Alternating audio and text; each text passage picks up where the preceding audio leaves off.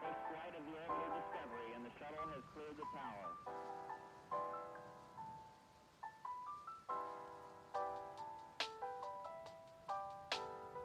Every 4 computers now have primary control of critical vehicle functions.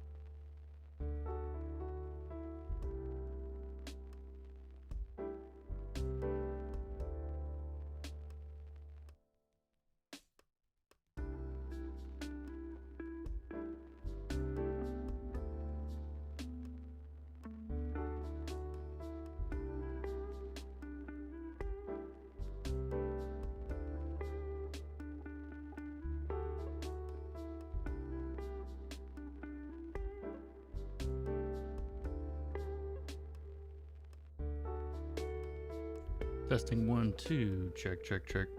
Check, check, check, check. Am I on the internet? What? Let's see. Where's my webcam? There's my webcam. All right. Are we good? This thing? Are we good? People watching?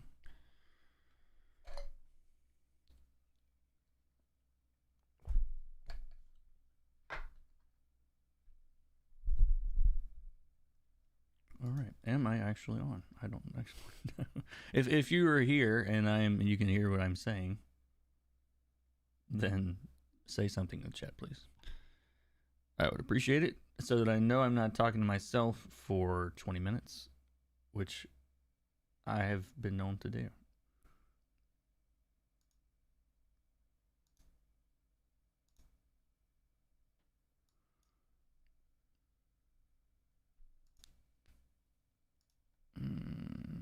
Shows public.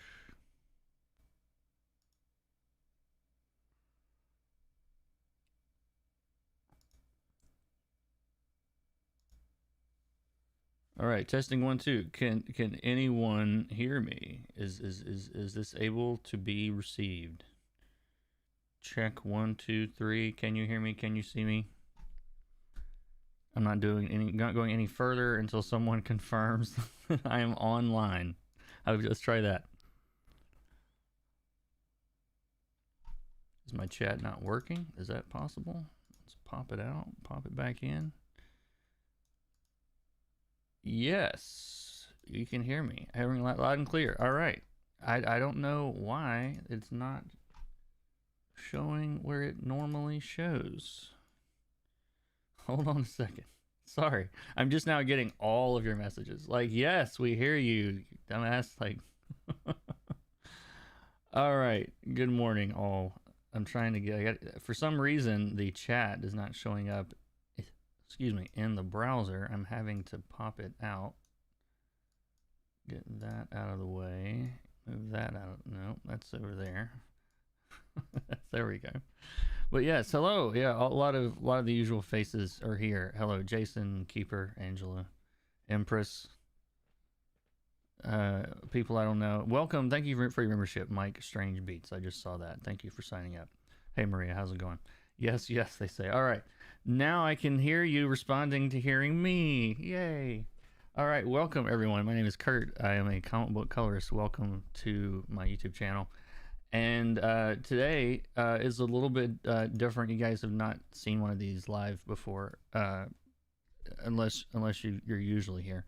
But every month I do a live class for all of my patrons and YouTube members and like we do a little live class on the internet, kind of like this, and all of the work that gets posted on the Discord throughout the month.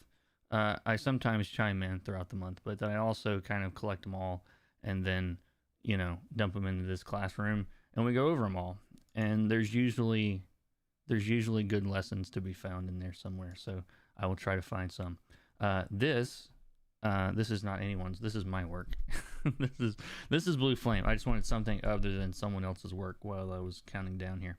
But yes, thank you all for coming. Thank you all for hanging out. This should be pretty fun. So we're gonna start though with some work from people and see what happens. And we got a bunch of these. I'm gonna try to get through as many as I can, and I'm gonna probably go till at least noon. If we end up running past that, then we do. But that's usually about where we end up. So again, thank you. If you have questions at any point, feel free to ask about anything, and doesn't have to be your work. I'm not going to call anybody out. If anyone wants to take credit for what's on the screen, that's fine. But I didn't want people to get upset about, oh, you said this on the thing, So, I'm just not going to say your name. If you're here and you want to tell people that you colored this page, then that's fine. Other than that, you're all going to be anonymous Discord folk to the stream. So, but anyway, I'm going to start with this one because it was the oldest one. This is line art by Chris Somney. I will try to call that out whenever I have it. and colored by someone on the Discord. And I gave him a little bit of feedback earlier on this, and but a lot of the stuff that I found on the original is kind of still there. Overall, I want to say I do think it's an interesting kind of palette choices as far as like having oranges and purples, nice kind of complementary-ish colors. So I can totally see why you'd want to do that. The things that stick out to me on this, like, I mean, obviously the colorist here has some sense of, trying to create, focal points with, brighter values, on cap here and some of these areas to kind of push us up. So they're thinking in the right direction there. I think though, what's funny to me is I'm going to give this person some advice that Matt Wilson gave me one time, and Matt Wilson's the guy that actually colors this book, or did color this book, not what you're seeing here. And but I had done some work one time, and he was looking at a portfolio, and he was like, and it was another Marvel property, it was like Doctor Strange or something, and he's like, this is a cool palette, like this is not cool as in cool warm, but like a nice palette, but it's like it's all like I'm going to paraphrase that it was too creative of a color palette. Like if it was just and it's not the word that he used, but when you have like just a piece of random artwork that has an interesting color palette, that's one thing. But when you have especially big two, Marvel DC type property, they tend to lean pretty heavy on a lot of local color, just because they want the colors on the screen to like match the colors of the action figures or whatever their motivations are for that. But there's a lot of local color usually in those books, and that's one thing here that I think it's like all of this purple and this blue in this first panel. Like I think the panel, it's not doing much in the way of clarifying what's there to me. Like, and this is, and Chris's work is the kind of work that, one, the storytelling works, from a mile away, as far as just having Cap here with the dark shadows surrounding him, that's going to come forward. Like, it's not like this panel needs like work in the colors to like get it to read. Like it is not necessary, because it's already really, really clear as far as the action is. And I don't think the colors that are here are pushing that further. Like to me, they're actually muddying this a little bit. It's like, I don't really know what color these guys are. Like, I mean, they're not recognizable characters to me, but there's so much color tinting and changing base colors that it's kind of hard to see what the base colors actually are. And the other thing that I noticed, and again, I know they're thinking in the right directions as far as like, wanting to simplify these two guys back here, but the color choices are not that undifferent from like some of this pink that's in the front. Like that's all really close to the same color. You can see it with like the little bit of edge here you can see in like this. Those colors are not far apart. Like, I mean, they're right next to each other on the color wheel. They are right next to the same value. They're about the same saturation level. And so like, I don't think that it's creating these planes that you might be expecting it to make. And I think that's the biggest thing here is he's drawn in, to me, a few pretty clear-cut planes, and I would worry about separating those and less about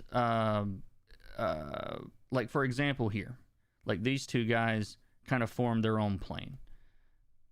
These guys in Cap are all kind of in the same plane together. Like he's literally punching them. And so I would bring their local color and him all about to the same level, and have less of that color cast coming through. These guys, I would probably push even further back and closer to the background color, not the foreground, because these guys are in the background. And so if you've got three planes here, I'm gonna just make this real simple. I'm gonna do this on a new layer just to point this out. So here's a plane. Here's a different color plane. And here's a different color plane. Like just in that little area. I'm not talking about the whole rest of it. But like these guys should be closer to this color than this color. And I think it's not really what's happening here. And I'm guessing, I wonder if I could find this original panel. That would be shocking. But I'm guessing, let's see, Chris Omni, Captain America. It's in like the first set of search results. Okay, so that is convenient. Create a new clipboard. So it's like a cropped version of it. But one, and I swear I didn't look at this ahead of time. But I want you to notice, one, how clear all of this reads. Okay, there's a lot of local color here, but I can see the colors of these guys. All right, they're all right there with them, and they're very clearly readable. And I feel, and I know it's not fair to compare you to Matt Wilson, but I am. Because that's the artwork you picked. But you'll notice how the colors on these guys are not that different from the colors on these guys, or not that different from the colors on these guys. Like, so all this kind of becomes kind of a blob instead of being delineated into actual different, let me see if I'll be able to find my other one again. But yeah, actually, being able to delineate this into different planes. And you can see at back here, these guys I mentioned that need to be a different plane further back, look how close they are to the background. Okay, he's lighting the lines back here, so they're matching the background colors. They're very, very light, very close to that background color. And so that's something that Matt does a lot. I mean, a lot of colorists do a lot, so it's not like he's doing anything that's that unique as far as, like, if you've got something in the middle that needs to go forward or back, either lean it toward the background color, lean it toward the foreground color, depending on which way you want it to go. But anyway, let's see, where was I? I got a lot of stuff today. But hopefully, does that make sense? Questions, comments, concerns? You guys don't have to be totally quiet. I know you're listening. You're all being good students. But if any of this doesn't make sense, feel free to let me know. This panel, I think, is really strong. I have nothing to say about it, really. It looks great. This panel is another situation where, like, I think, and I used to do this. This is why I recognize it. Like, don't miss the forest for the trees, as they say. Like, don't forget why you're there as a colorist. You're there to clarify the line art, create depth, focus, atmosphere. I mean, that's the Dave McKay, like, triumvirate. I don't know what he calls it. his three pillars, or I think he calls it, of coloring. So this is another panel to me that, like, there's so much color that is similar across planes that it all flattens. Like this blue is like the same blue that you see on Cap here, which is the same blue you see on this guy here. And I get that, like, I'm not just talking about this in terms of, like, what am I trying to say here? So, like, if this was going for, like, a more graphic look, which definitely, Somni's art leans that way.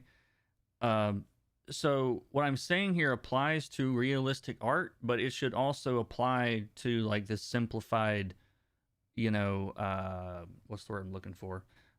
More abstract kind of artwork. So, like, the red of this guy's suit is, like, almost the same exact color as this red back here. And anytime that you, and my class has heard me say this plenty of times, but anytime that you have two colors that are effectively the same on different planes, again, it's kind of the same thing up here.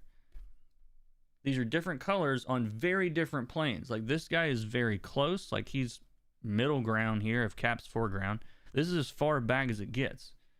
But what happens is your brain, and whether you do this, you don't really do this consciously, but your brain will sort of see this as the shape because it's all the same color. Like, I mean, you got some yellow in there, but at a distance, especially, you know, all of this stuff is just that's about the same color red, not that different from that. So you want to do something to get this pushing further back, okay, in a color that hopefully doesn't appear a lot on one of these characters up here. And also, again, like there's almost no local color left. Like everything is either really strong yellows or really strong blues, and there's not a lot of local color remaining. And when I say local color, I mean like, you know, the color things are under just a white light, you know.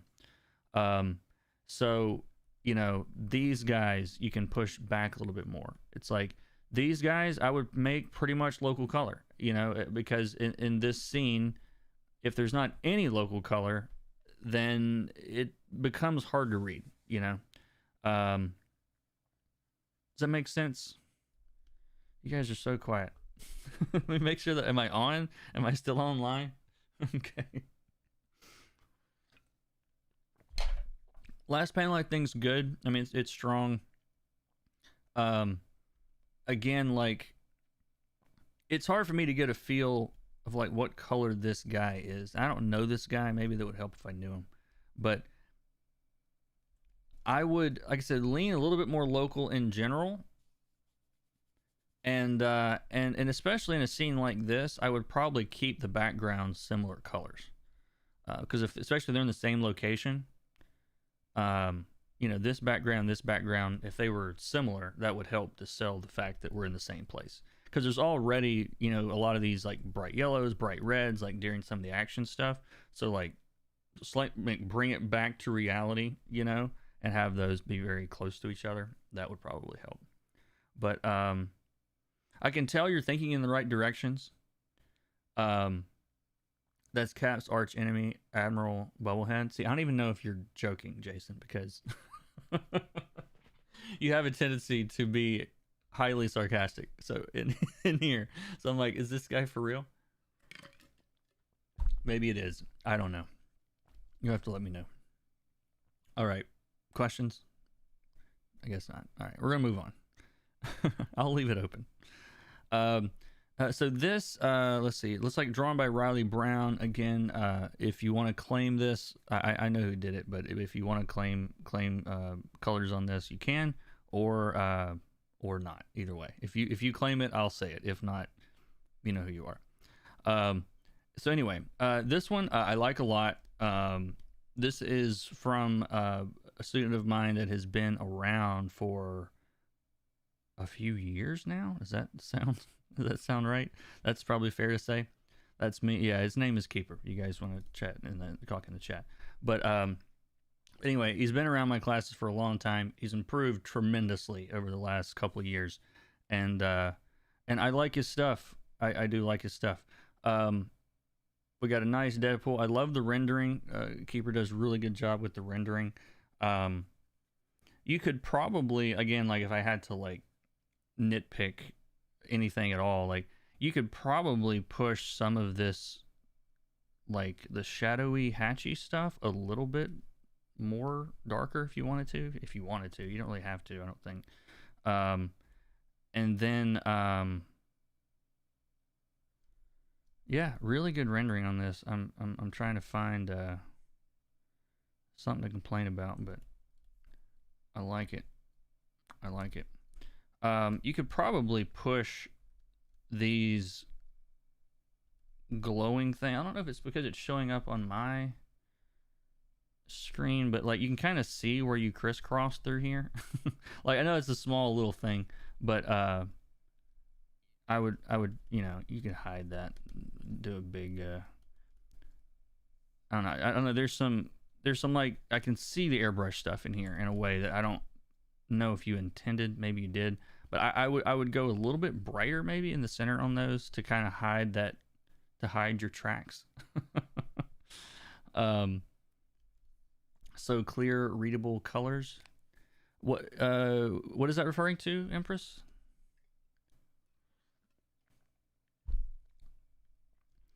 And then on these panels, like, again, you can tell like he's intentionally making decisions to make this stuff easier to read. All of these people back here are all, there's a lot of different colors back here. You know, these people are wearing different colors, but they're all in the same kind of ballpark. You could probably even push that a little bit more with more color, and it would still work because he's so red, you know? So it's like you could mix up a lot of this and even saturate it a little bit more, and it would probably still work because he's so saturated and so red. But no, I like that. The only thing, I'm trying to think of, like, it's hard for me to look at these and not think like, what would I do? You know, because there's some things you guys are doing that I would do. It's not wrong. It's just different. Like I would probably do some kind of like effect on the lines on this just to, you know, you've got the universal symbol for this is a screen in comics. We've got the scan lines. That came up on a stream not too long ago, maybe last week. I was making the joke because it was Blue Flame, you know, is like this really part of the book is highly futuristic, cosmic, you know, but like, you know, their screens still have scan lines on them. You know, it's like we get into the future and you still got your scan lines on the screen.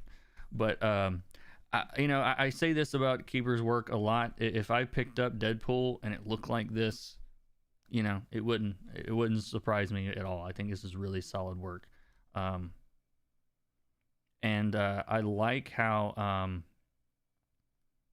there's subtle indications in the line art of where this light is pointed, you know, with this little bit of shadow going toward the right side, you know, under this hand. So you can see that he's followed that. We've got the light on this hand on this side, but on this side of this hand.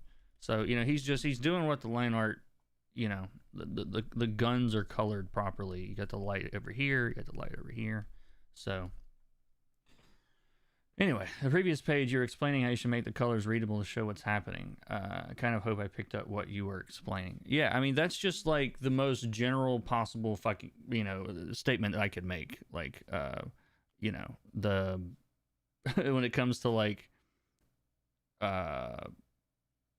making a page readable is like job one. Like if that wasn't clear before, yeah, like that's the whole point is to make sure that it reads. So absolutely. Anyway, this is good. I like it. Oh, this is a second page from this, and I like it too. Gonna scout some Riley Brown to color. Riley Brown does very cool stuff. I like his work too. I like the stuff that leans a little cartoony. I've always been that way myself. And this is and it's like leans cartoony. It's not that it's cartoony, but it's, you know, his style's a little cartoony, and it's like some of my favorite kind of art too. And but yeah, he's doing cool stuff here. I mean, we've got the color holds on these guys way back here. The rendering looks really good. You know, I got really nothing to complain about here. I'm trying to point out the things he's doing well also, and not just wrong, which is easy for me to do. That's usually where I want to go first. But yeah, like I like the color holds back here, pushing those things back a little bit further. Yeah, I think it's cool. You could probably push like the difference in this and these mountains even further. But I know there's already a lot of green on these panels, but anyway, I like it. I really don't have a ton to say on it. From his DeviantArt page. There you go. So if you want to color some Riley Brown yourself, his DeviantArt page is the place to go. There you go. All right. And I'm gonna, well, I'll go ahead and get it done. I'm gonna do usually two per person, I was gonna say, but we'll do this real quick. Because there was some stuff on this one I wanted to talk about. This to me works pretty well. I think that the differences in the colors on the monsters, which again I can tell you were thinking about, but I would maybe try pushing it even further. Because especially like there's not a lot of shapes in the rendering. Like the rendering pretty much really closely follows, just the like the contours of the bone of the muscles and stuff, kind of like an very ambient kind of light. And I think that works, but I think it could also use, and I'm not gonna like say this is the right color. It's more about the value here than anything. I'm just gonna pick a color. And I'm not saying this is good. I would play around with this a little bit, but I would do something to like bring out the forms a little bit more, like especially with so many of them being the exact same color. Like, and again, I'm not saying this color that I've chosen is like a good color. It's just a brighter value. But you've got a long way you could go with the value to getting brighter. That, yeah, and like, I mean, I'm just maybe something like that. But doing something to help pull these guys away from each other. You could also, like, I mean, on the guys in the front, you could throw around some big, like, chunky lighting like this. And these guys in the back, I don't know if you couldn't push them even further back. Like, I don't know if I really have a way of, you know what I mean? Like really, that might even be too much, but like, especially some of these guys that are way off, like, really push them a little bit further back, because it all kind of reads as a big, like, I don't see a lot of distinction between the guys, they're all like slightly different colors, but you've got a very clear focal point. It's not like, like he's going to stand out on this page, especially given the green background and the red on him and all that stuff. So you've got a little bit of like, here's how it works in my head. I don't know if I've ever explained this before. I'm going to try to explain this. So like, if on our scale of like what's different on this page, like if this is one end and this is the other, and he's like, this super red that's coming out right in the center, like he's far away. He is far away from all the rest of the colors. I'm just picking the background and some of the colors off these guys and all of this. So, just like randomly grabbing colors, like all of these guys are all on like the other end of the color wheel, opposite side of the color wheel, less saturated, as far away contrast wise as you could possibly be. So what that means is you've got to, it's like, I don't know, let me know if this makes sense or not. I've never tried to explain this, but like all of the contents of Deadpool is going to fall into like a pretty narrow range of like reds and yellows and whatever you've got on him. Okay. And then the entire background is all a pretty narrow range of greens and blues and, whatever. So like you've got a lot of room to play with here as far as like putting this into different colors and pushing this even further apart because of how different they all are from Deadpool. You know what I mean? So like you could throw in, different hues, different values, different saturation levels on these guys. And it's almost like, another way to think about it would be to remove him from your calculations for color theory for the page and bring these guys forward from the background. And as long as they're not getting toward red, they're still creating their own little like secondary focal points. Does that make sense at all? like you've basically got like all the decisions you made to get to this point, you can condense this to just there. You know what I mean? Without him, and get the same results. You know.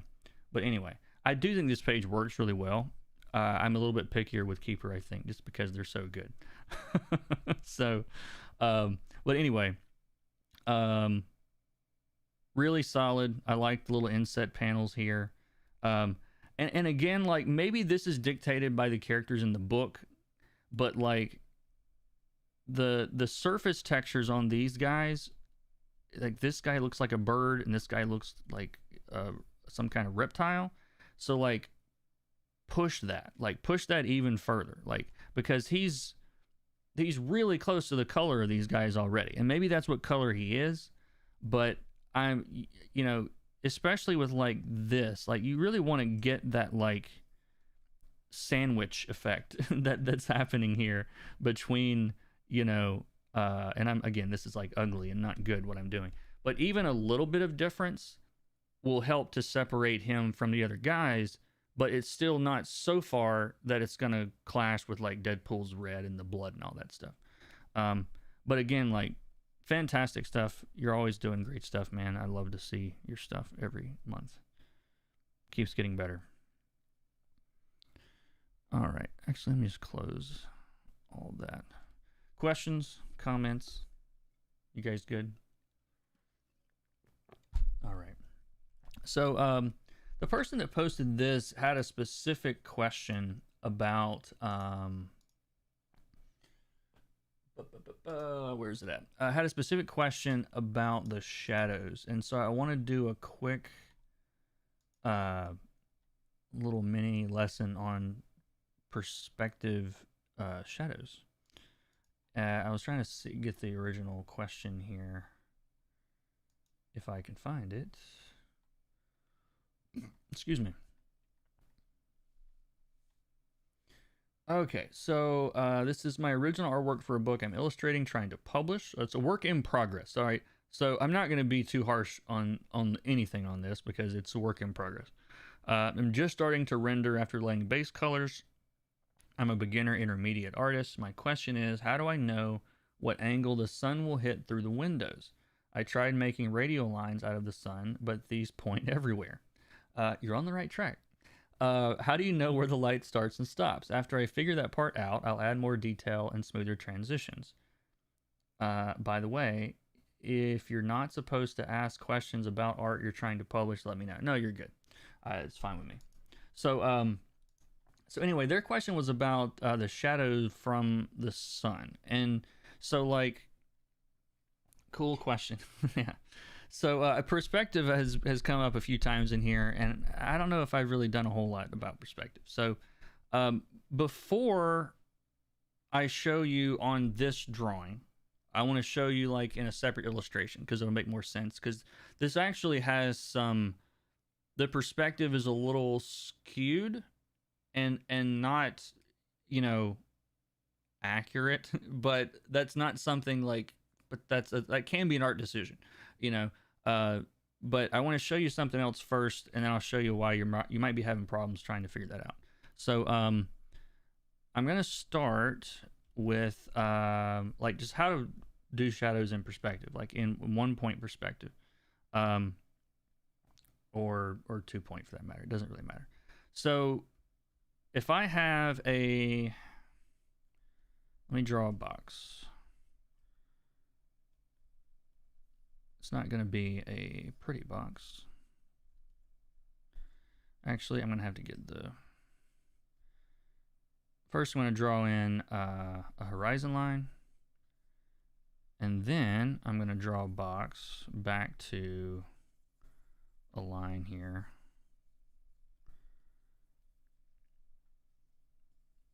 Yeah, so this is just like simple one point perspective. All right. And let's say the sun is, you know what? I'm going to have to make this smaller. There we go. I didn't plan this out. So let's say your sun is right here. All right. So there's two lines that you'll need to draw from in order to figure out where the shadow is for this box. So the first thing you can do is you can draw a line from the sun through the corners of the box. So if I start here and I'm holding shift, and I'm just going to draw this out all the way, and then the same thing here, and then the same thing. Let's see, would you be able to, I don't know if you're going to be able to see that or not. So but that is where the lines for the top of the box are going to be seen. Well, then if you draw a line straight down to the horizon line from where the sun is, and then you draw the lines out from there, it's going to give you the points where all of these lines are going to all these lines are going to actually cross. So,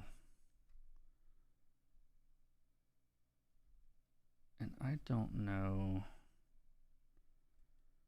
remember if I'm doing this right or not. I've got too many lines on here now. So yeah, I really kind of drew this out too far. Hold on a second. Let me try something. Let me see if I can find one of these that's already made, because I don't even remember. Let's see. Shadows and perspective.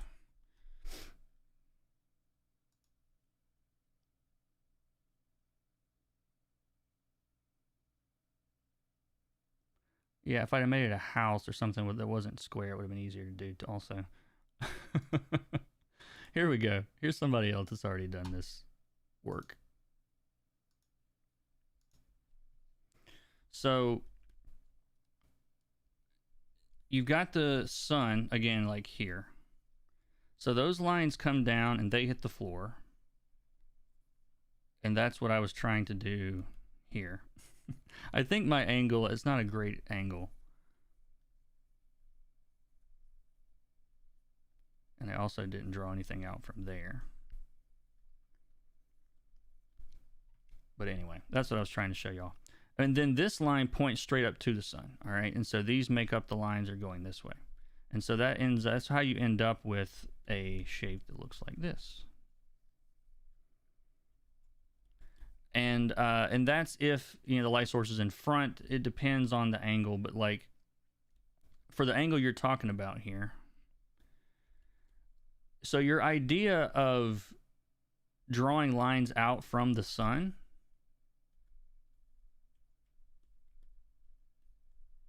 let me pick a color that doesn't appear on here. There we go. So your idea of drawing lines out from the sun is actually sort of right. But the problem with this is, the problem that's making it hard is that your horizon line, if you look at like this line of the table and kind of extrapolating out from these little, there's not a whole lot in the way of these, the lines going this way. We don't really see any of those here, but they would kind of be doing this number. So the thing is, the horizon would be way up here. Like the horizon would be significantly higher than what we're seeing here. Because the camera's looking, if you can think about this, we're looking down at the table. Like we're looking at a pretty hard angle downward. And so all you would really see out this window is water. If you wanted to be 100% realistic with it.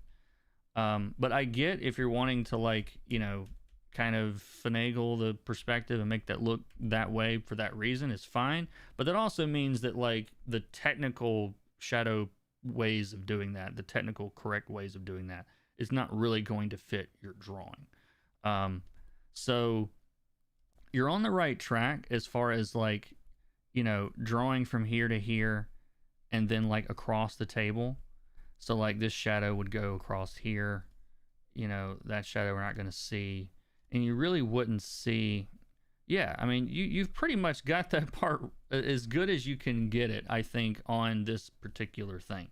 Um, you know, you don't want to forget the shadow on the, and again, this is a work in progress, so like, you don't want to forget the shadow on this. So I'm not gonna.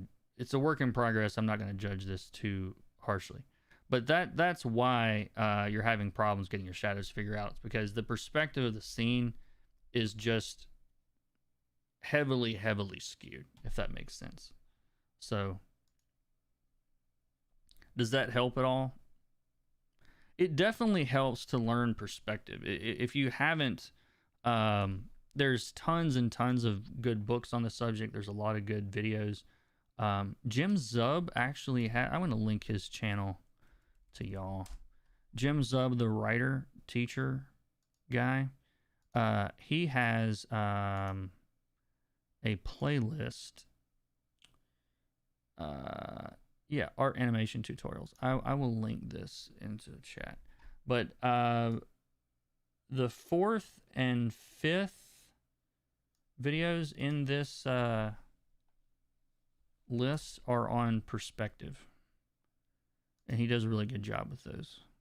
But if you don't know perspective, definitely learn some perspective. All right, let's close that. Close that. All right. But yeah, does that make sense at all? Does that help? Even if that wasn't your drawing, you guys can still answer. Anyway. But this, in order to actually calculate it, would require quite a bit of math. But this is the kind of thing that I think you're on the right track, sort of, you know, make it a little bit wishy-washy. It'll still work. The intent will be clear. All right. We have some pages from Hush, which is drawn by Jim Lee. And I think inked by Scott Williams. I'm pretty sure. Don't quote me on that.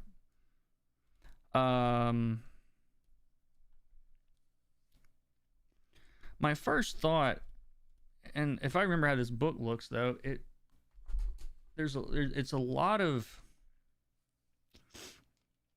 My first thought is I wish the panels were more clearly separated, like here and here, especially with it being like you got this thing here. I want to see the difference in this panel and these other two panels. Even if that means, you know, a darker like shadow gradient along the edge or something, because like to me it becomes, especially at a distance, it's like is this a shape? You know, it's like some of these shapes that are being created with the colors are not, they're crossing the panel borders. You know what I mean? So like this whole thing, especially with the chain in both places, like this starts to feel like a shape, and it's not a shape. You know, the shape is here. Because so even if you have colors that are the same, it's like these buildings, they're in the same location. These buildings are the same color. They don't have to be the same color. Okay. But you know, it's a very kind of narrow range of color in general, but that's also how this book looks. It's a very limited palette. In the original book, I know the original book very, very well, and so because I've read it 100 times, it's one of my favorite just looking stories. So one of my, as far as just the way they look, but personally for me, I think I would like to see a little bit more green, I think, on Croc, just because so much of this page is blue and gray, like, and you know, Batman, the background, the sky, pretty much all of it. You can get a little bit further away from that, I think, on Croc, and it still look okay. But yeah, I mean, I like this. I like how it turned out. I just yeah, there's so much detail in Jim's ink work that if you're not like keeping up with that in the rendering, to me, obviously, like it can easily kind of become a problem. Um, I think these pages I know get floated around in portfolios, and I know they're available online, and a lot of people use them. To me, this is like it's way too advanced of a page to for a beginner portfolio, honestly. Like because I mean I do think this works, but it's when you get close on some of this rendering, it feels a little loosey goosey to me as far as like it follows the contours pretty well, but to me there's not I don't know. It's like it's a lot to keep up with in the line art on this. And again, I also knowing what the original looks like really well makes the other things stand out more. I do think this is really solid though. Overall, that's a challenge though. That is a challenge. And we have another page. That's the same page. Maybe a slightly different version. But yeah, these are tough pages. I mean, I get why people want to do them because they're Jim Lee, but it's like those are tough pages. So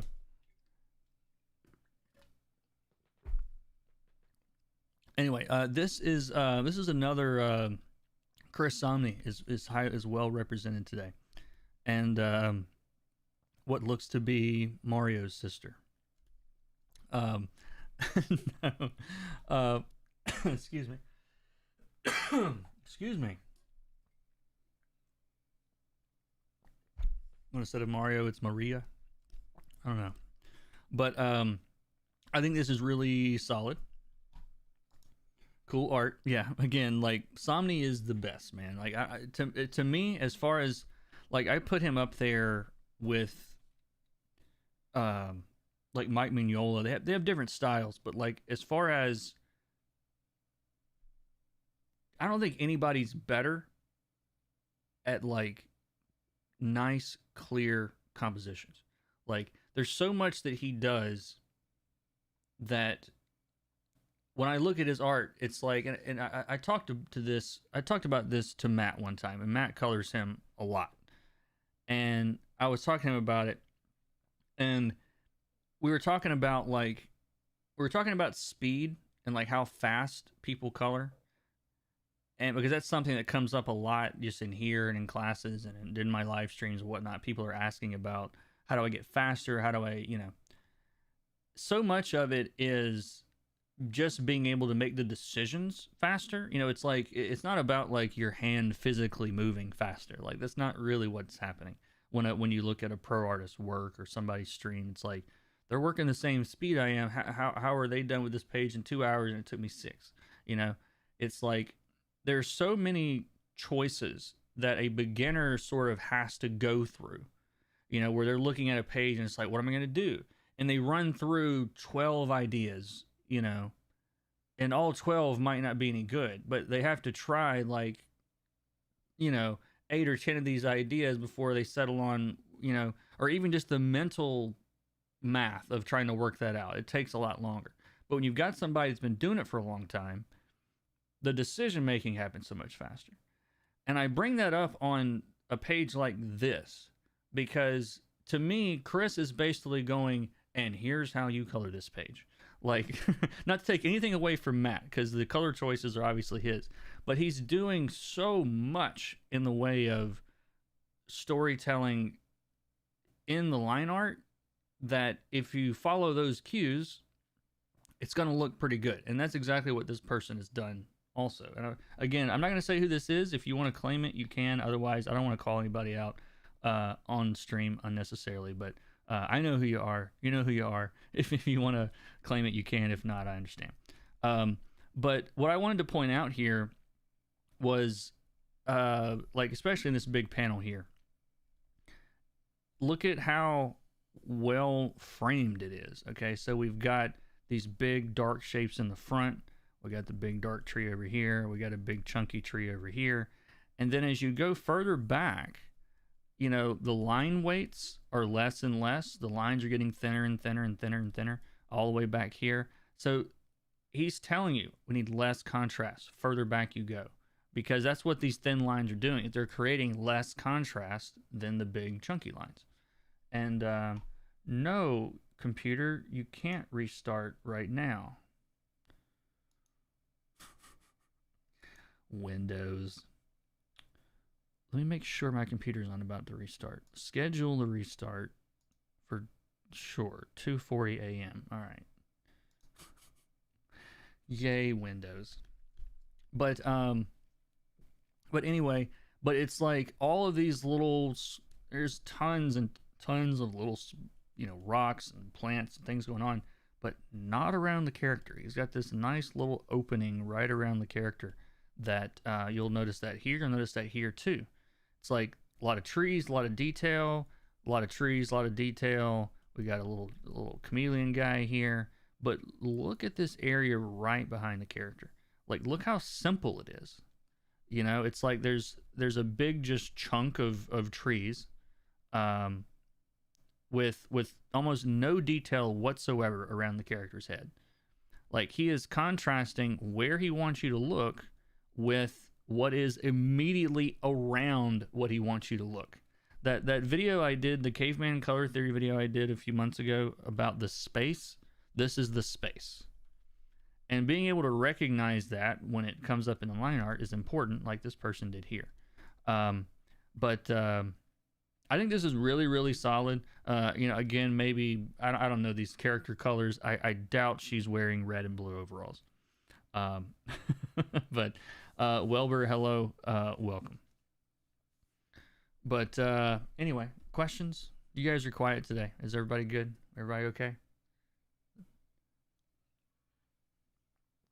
Just trying to check in, seeing what's going on.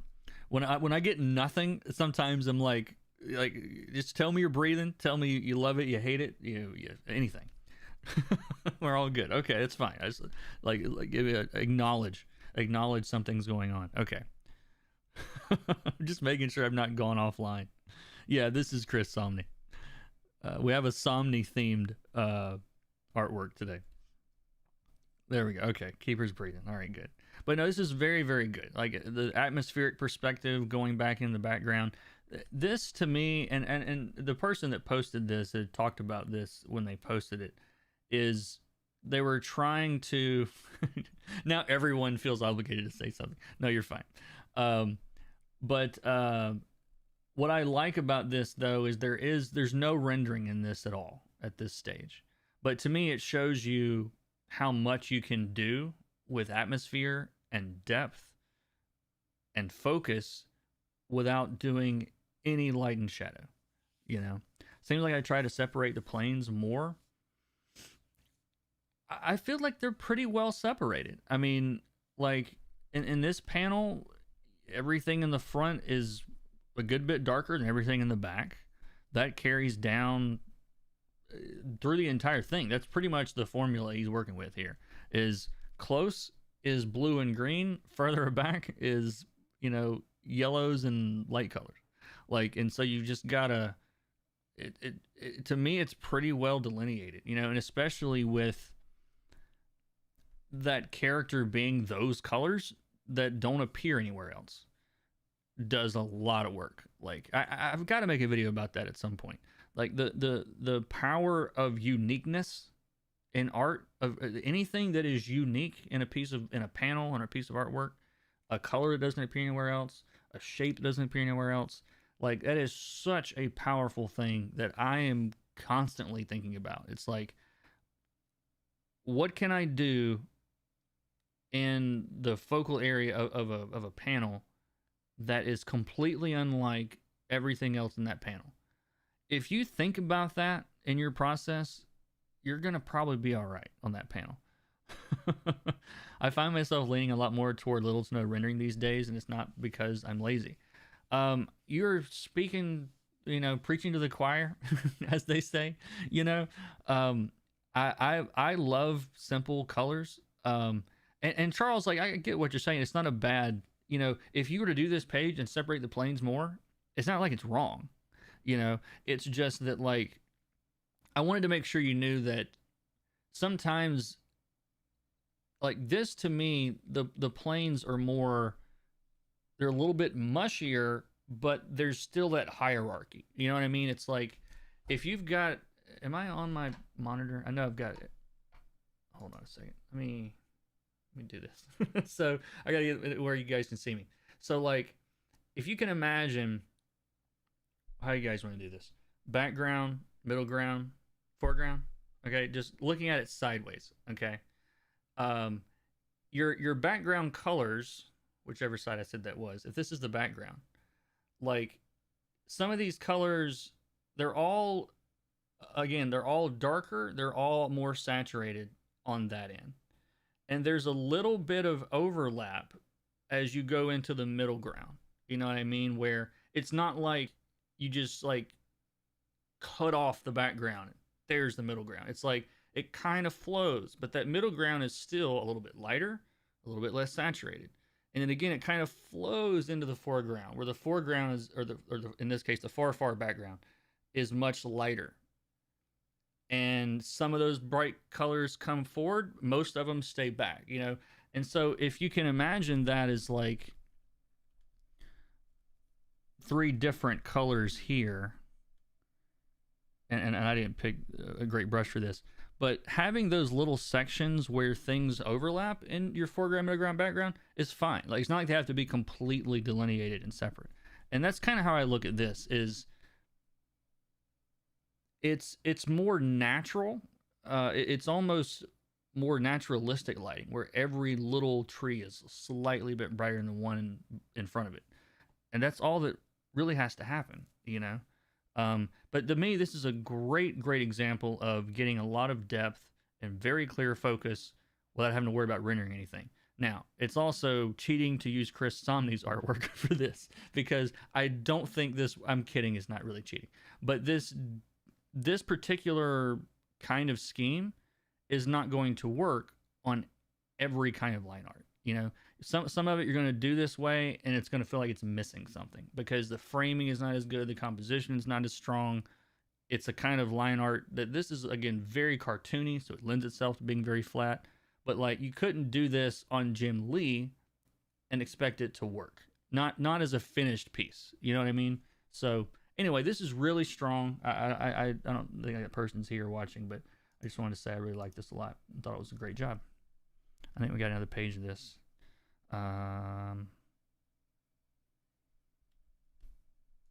Yep.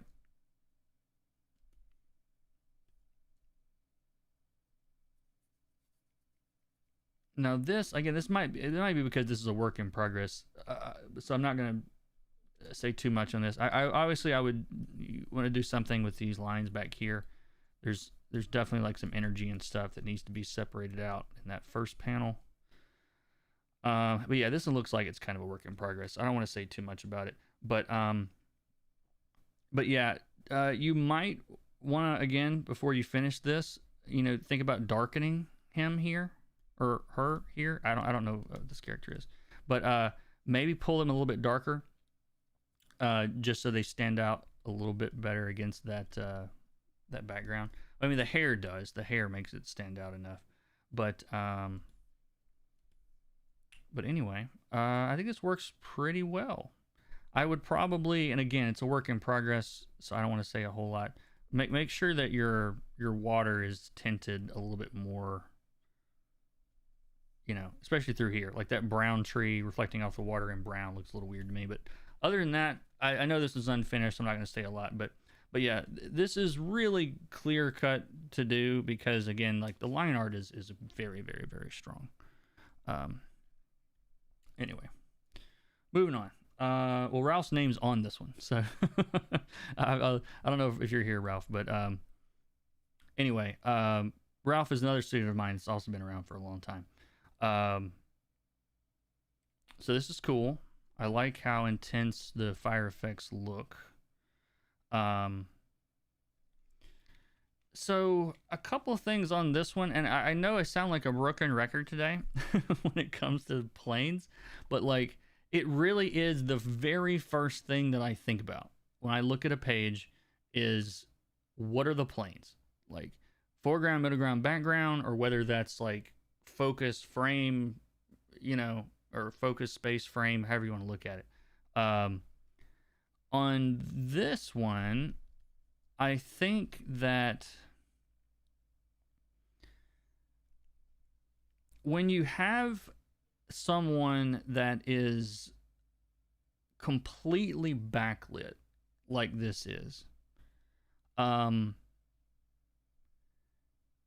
you're not necessarily going to see this rim light on the edges of the characters that are facing, you know, that the light is behind. And I point that out because to me, the orange lines on this actually weaken the silhouette a little bit, because when you back off of it, and this is just my 2 cents, but like this orange light is wrapping around his hand and is now between us as the viewer camera and his hand. So it's on the opposite side of his hand from where the light is. And what that does, not only is it just, I don't think it's technically accurate, but it also weakens this edge, this silhouette here, because instead of it being a very clear cut, you know, shape, and you get the same thing along here and here and here, instead of having that strong blue against the really bright, you've got really bright fading into really another bright color, and then you've got the rest of the silhouette.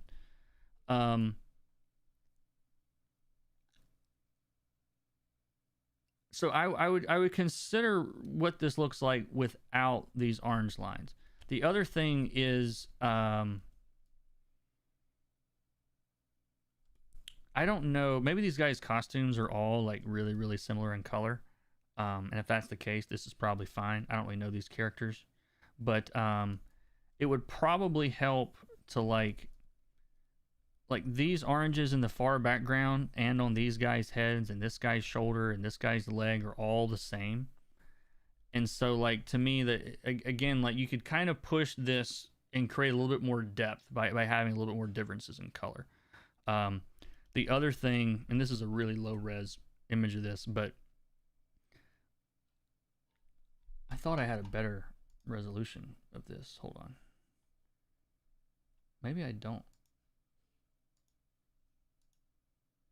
Oh, I do.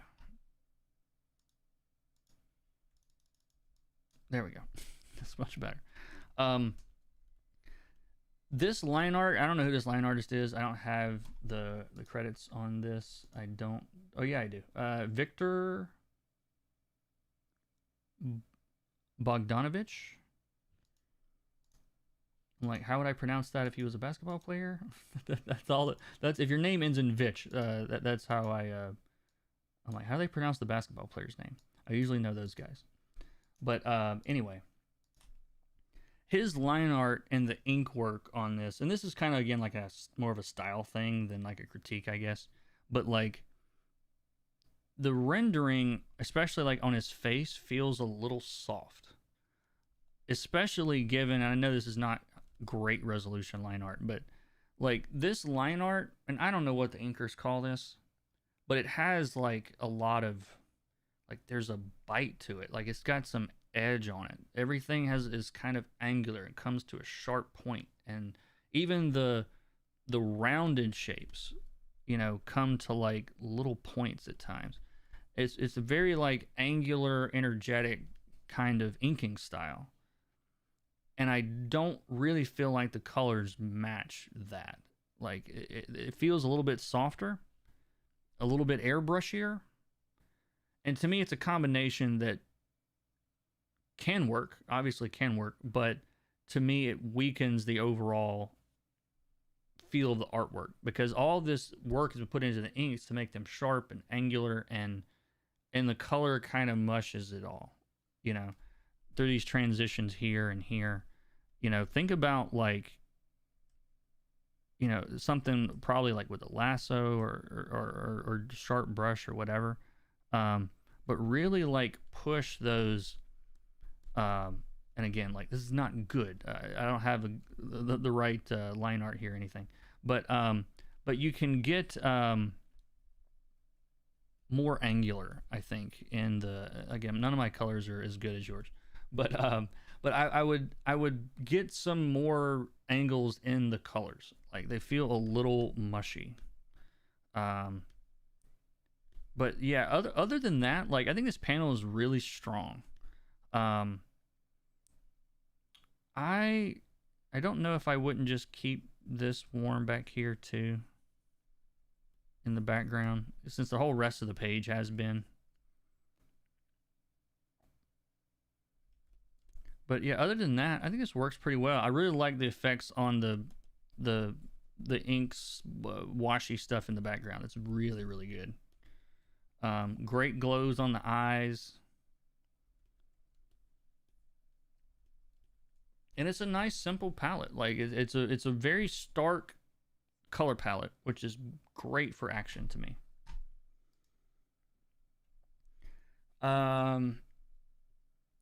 Very beautiful colors. The magic is to contrast the colors in the color circle. To highlight characters or situations, you have to go to the other side color for it to work, right?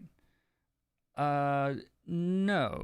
Like you'll very rarely hear me say you have to do anything, because everything is on a spectrum. Okay, like, and I'm looking at each one of these pages within the context of what's already there, because like you can have something like this, which is like, you know, super intense background, you know, yellows and oranges, and literally like it's on fire. And then all of this cool foreground, like, you know, opposite side of the color wheel, way darker, less saturated, like just different in every way. Okay. Like this is like pushing things as far as they can be pushed, you know, which for action scenes are perfect. Like great choices overall. But at the same time, I know this works pretty well within this range. I'm going to do this real quick. So let's say that, and I covered this in one of the Caveman color theory videos. But if this is my palette or my artwork,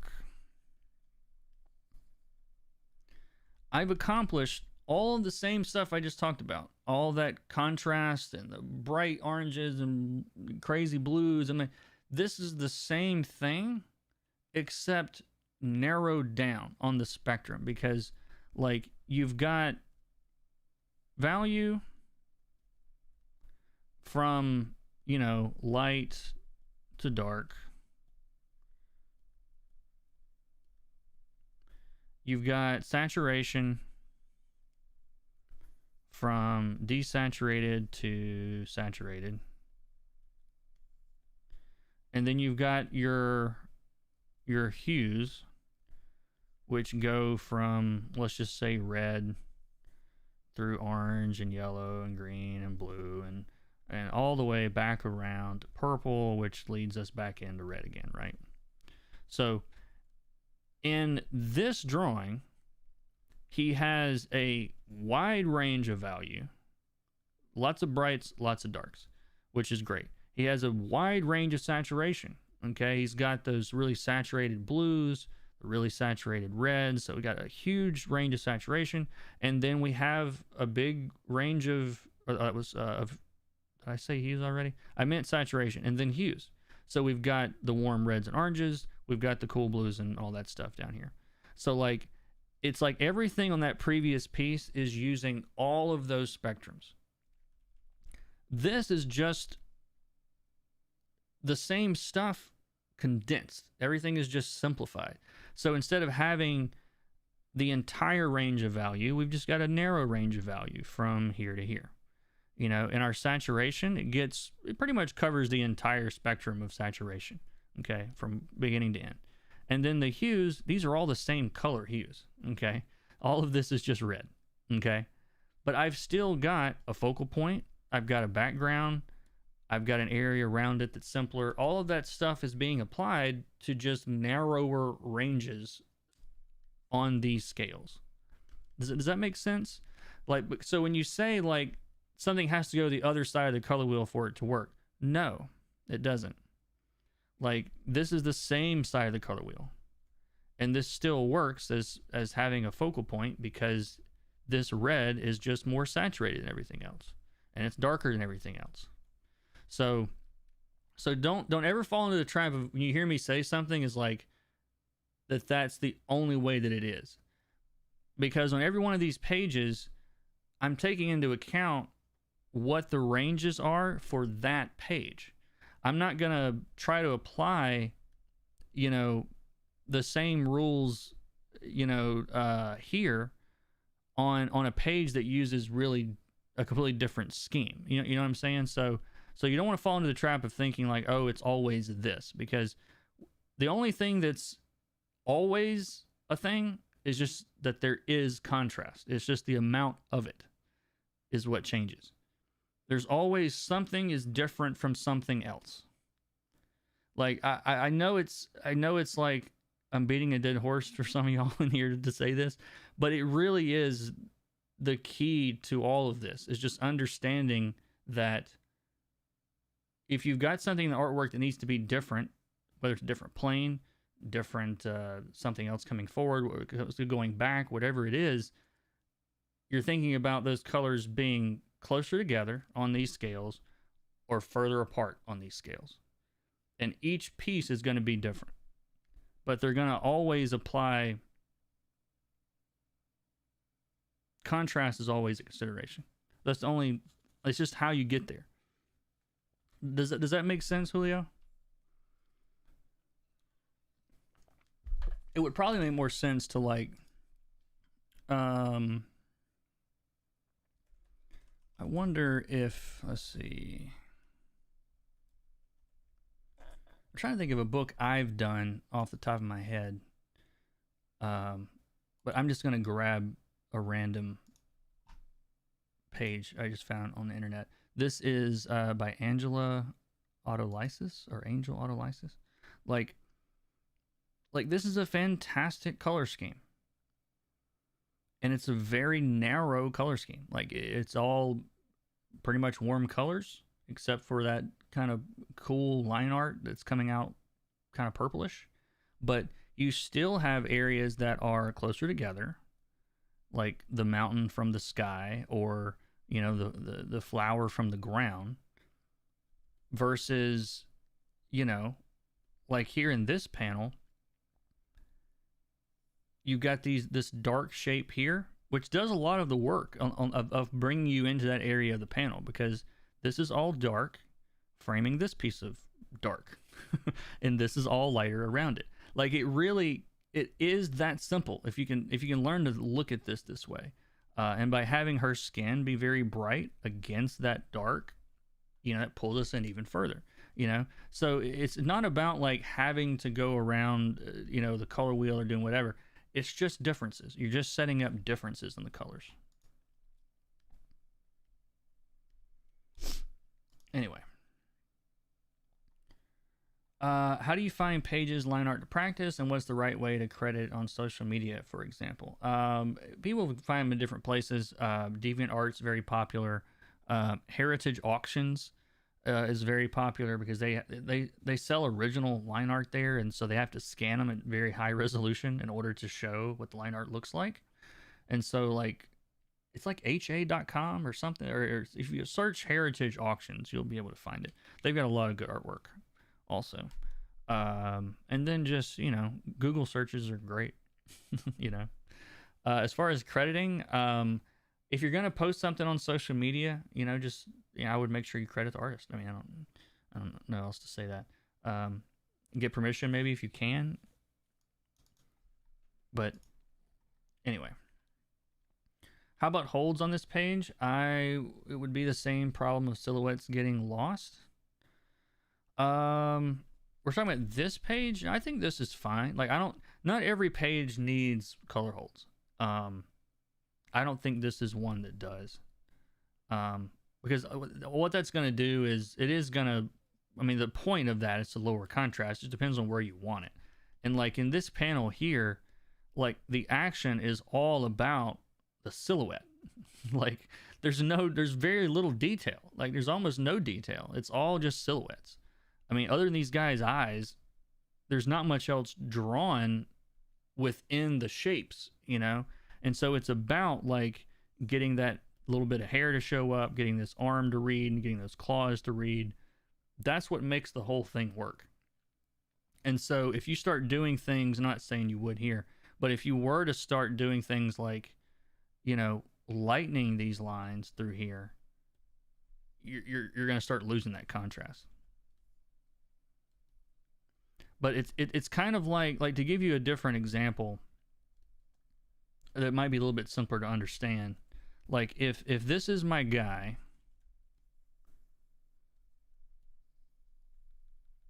and he's standing in front of I don't know, something big and bright. Like his silhouette is really, really strong because it's just black against basically white, or a really bright light. But watch what happens if I'm gonna make a clipping mask on this so I don't have to be careful. And if I start thinking like, oh, well, let me make sure this light appears to glow around this guy. Or I do some kind of rendering on this to like, I mean, if that's the look you're going for, if you're going for he's an angel coming out of the haze, cool. But like, if this is like, you know, a bad guy that's meant to be clear against the background, then all of that rendering is weakening the silhouette, you know? And when you have light behind something, the light's not going to be in front of it, you know? So something else to keep in mind. I'm not a paid follower, but I want to say your tutorials are amazing. Thank you. That's the whole point, is to have people that are not paid people to be here today. But yes, thank you, Square Breaker. I appreciate that. Very nice. Thank you. All right. What else are we doing? So many tangent lessons today. But no, I do like this a lot. A few tweaks here and there, I think it could be awesome. All right, let's go back. We did this page. We did that page. We're coming into the end here. Oh, here's another one from Ralph in that same scene. Yeah, I think similarly. I don't think you need the orange on the characters here. I don't think it's a bad look. I just don't think you need it. I would see what that looks like without it. That's what I'd be curious about. Because this is an awesome page though. This is so cool. Very, very cool. Yeah, this is perfect. I really like what you did here. But yeah, all of this is awesome.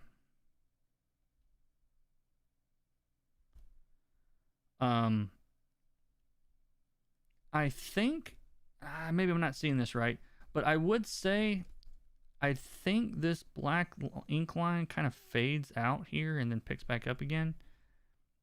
And I don't see it really at all here. Maybe I'm missing this in the line art. But usually when that happens, like if you have, again, a little quick tangent lesson here. If you have, and I'm not a great inker, but if you have two lines that are coming together like this, that it's actually one object going across here, usually that means that the artist is trying to indicate that this area is bright, you know, that there's something, you know, that is happening here, that is that edge obviously exists. It's just that it's being blown out by the exposure, So I would consider, you know, making this brighter through here behind his hand too. And that might, I don't know, maybe that kills the effect that we're reaching into something. I'd have to play around with that. But instead of like creating a sharp edge out of that, like use what's there, because this is meant to be dark, you know, with the, you can see all the ink getting dark here. But I think this is meant to just be a bright glow right here. So anyway, how are you able to get textures like this on the page? Oh, and to be clear, I didn't color any of this stuff, but I don't know what he did. It looks like he used some kind of watercolor texture or something.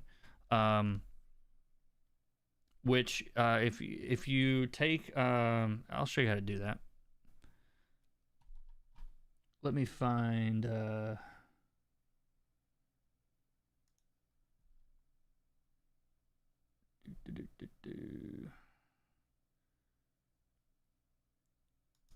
Let me find a page I'm working on, and I'll show you.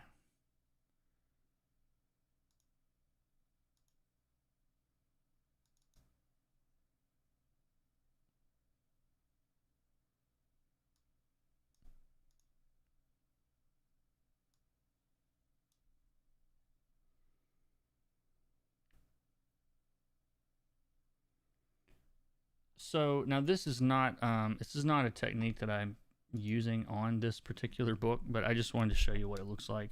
So well, I actually do. I have that overlay texture, but let me see if I can find a place you can really see this. Let me get over here in this corner. So like you see how this is all pretty much a flat color, and if I turn this on, you see this like kind of gritty texture in here. All this is a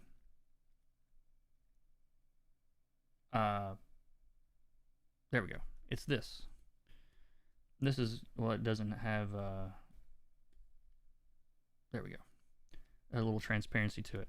But yeah, this is just like a picture of a piece of cardboard that I scanned.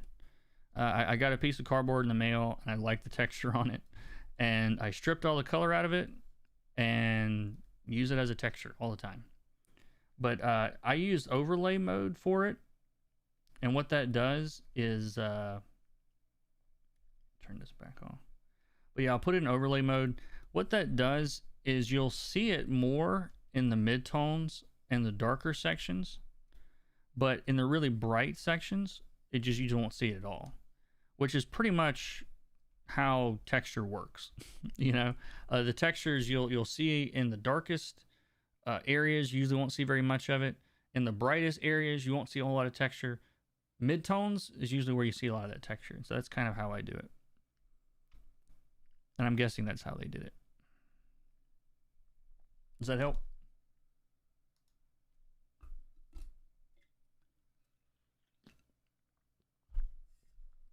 And yeah, and like Keeper's saying, it may have also been in the line art. You know, some of that texture may have been there already. Let's see. Many times we think the entire panel or page is red exploding. The characters must also appear red due to the color environment. Sure. Let's see. Sorry if this backtracks. No, we're good. On the previous page, the character whose bust overlaid different panels. Would you still want a bit of rim light for contrast, even though it's not used elsewhere?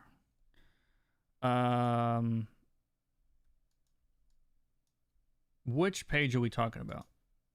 I can go back. The one, there's more on textures in Kurt's course. Yeah. Yeah. Thank you guys for trying to sell my courses too.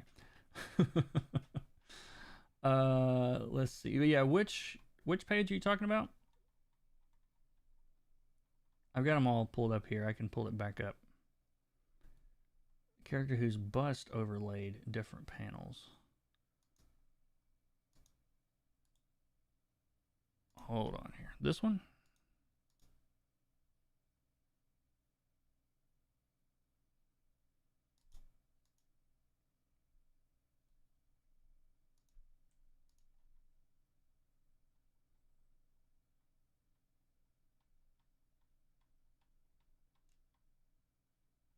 So which can you be more specific about what you're talking about here?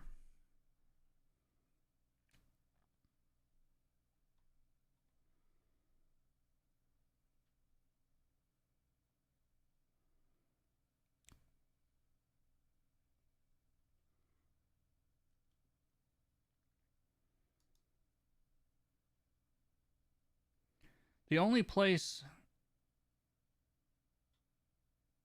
I don't know where you're talking about. Let's see.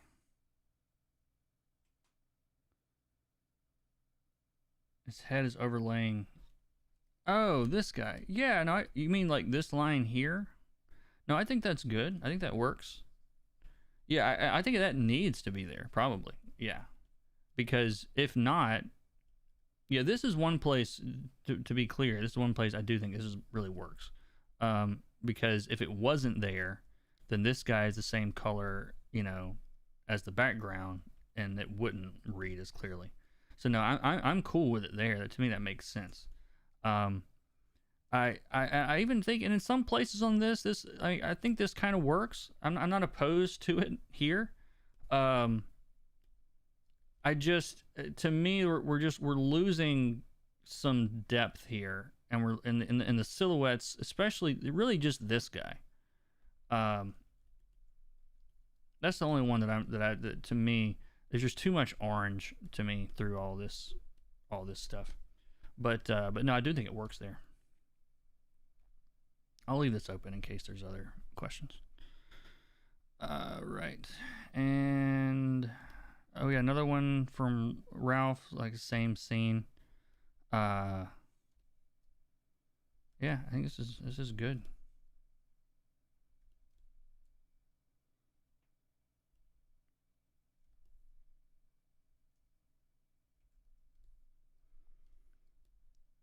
I would probably, and again, this is like splitting hairs. Like, this is good. It's good. I'm trying to think of what I would do. I would probably wonder if darkening.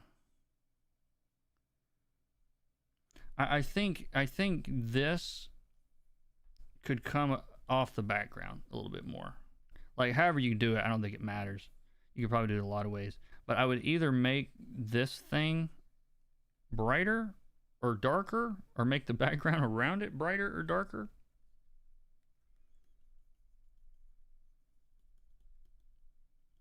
Something to pull that little middle section forward a little bit more. Other than that, I like this page. I think it's awesome.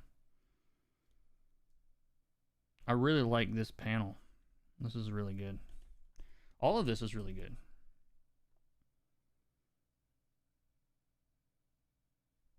Yeah, this is very cool. I dig it.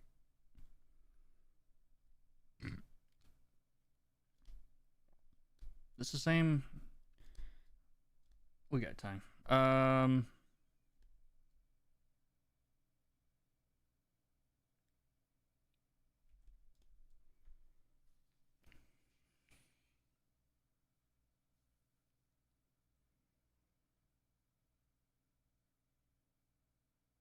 I'm thinking.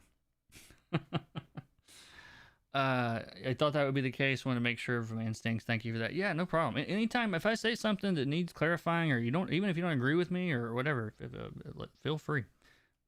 I'm just a guy. I think this works. I don't think the orange on him needs to be quite that orange. It almost feels a little out of place, given how dark the rest of the room is. And that fire at the top is like too far away to throw light that bright. I mean, it doesn't always have to be that. I mean, I'm making this as if it has to be that realistic. It doesn't have to be that realistic, but I do think you could get away with a really similar like value scheme, except just lean the orange maybe a little bit more toward yellow. Like, bring it more in line with, like, headed this direction. That would be my two cents. I don't know if I can easily change this. Yeah, I don't know if I can easily make that work without the layers. But I think this works overall. I like the cool background, warm foreground. Um, but yeah, I think it works. I like it. All right, we have. Oh, that's mine. Let's get rid of that. We have that. I'm missing some pages, I think, because yeah, I'm definitely missing pages. Hold on one second.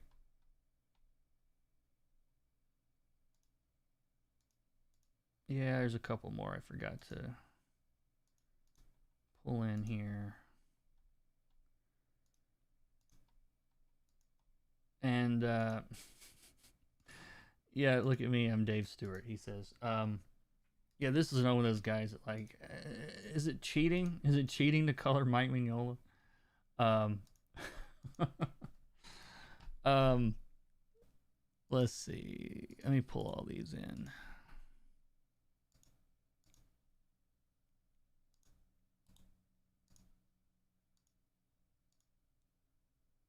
A couple more.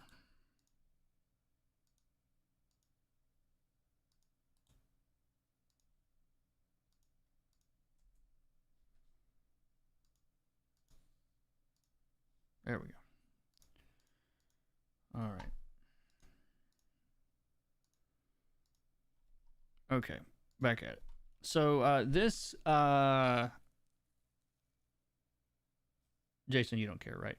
I think you already claimed these.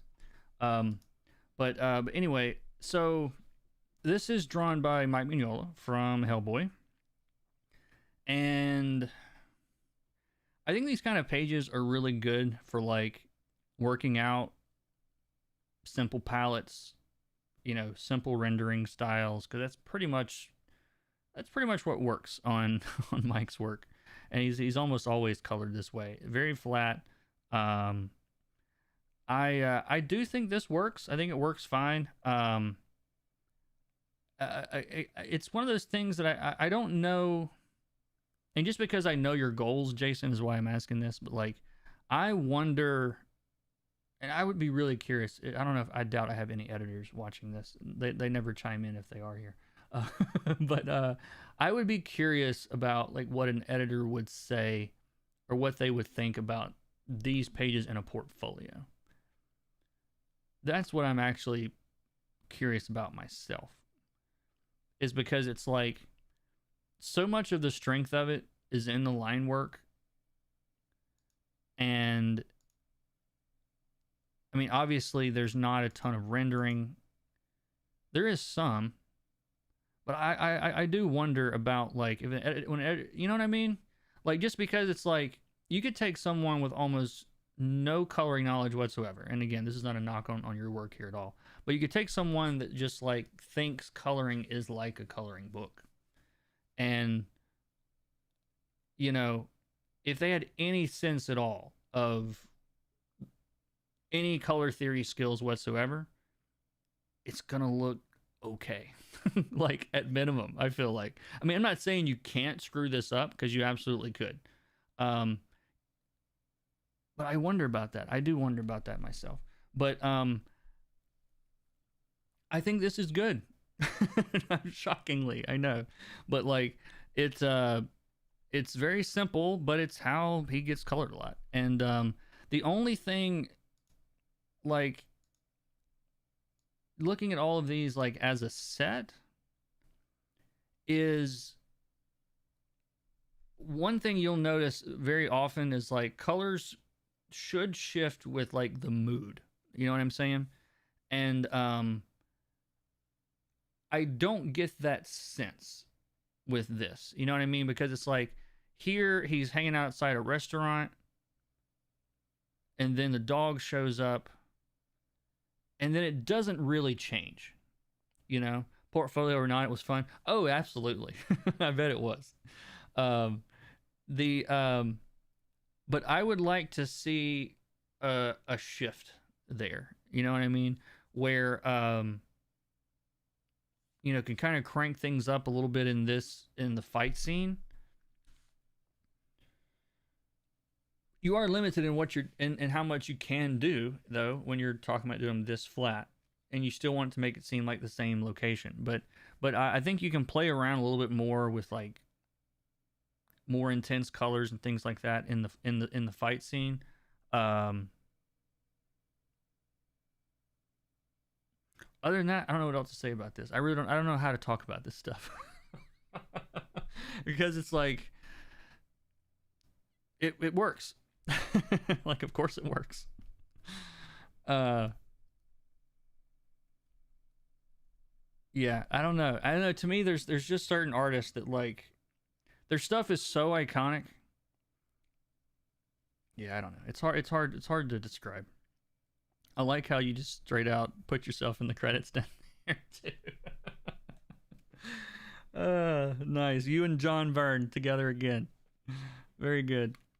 Uh, the other thing I do want to point out that you did that I noticed is that you didn't do any glows over the lines, which is again something else that like, or even line changes or things that something else you'll see in a lot of Hellboy books is the glows are either painted in or they're already in the lines or whatever. So, but no, I think this is cool. Good stuff. All right, last couple of pages here. Again, I'm not saying who this is. If you want to claim it, you can. I would have done that. I wouldn't have done that as well because I tend to over render everything.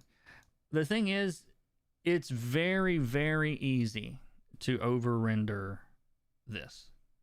Very, very easy. Because one, like Mike's work, it's just so Mike. You know, that like it's if you do anything to me in the way of rendering, if you tried to put a bunch of specular highlights on this or whatever, like I would struggle to make that work myself, or I feel like I would, because it so goes against what Mike is doing. Like, and if you and if, what he tends to do, and I don't think there's ever been anyone better. And again, like him and Somni are both similar in this way to me, in that like it's just so strong in the storytelling and in the composition. You never have to like wonder, is this plane, is this that plane? Like it's all just laid out so clearly, and he makes it look easy. He makes drawing looks easy, and it's not. But there's no one better at just simplifying things down to what they are at their very, very basic, you know. The other thing here I wanted to point out, just now that I'm looking at this, is it's an entirely warm palette, which works, I think works, but it also means that like to me like his jacket is like too close to the background color here, or like don't be afraid to like use that yellow again here, use it again here, like, you know, because it's not shifting enough to like read as like a dramatically different color. So like either lean into it all the way, you know, or you know, get a different color or whatever. But no, you're right. Yeah, it would be, it's hard to render that. Anyway, so with this one, this is the last couple here.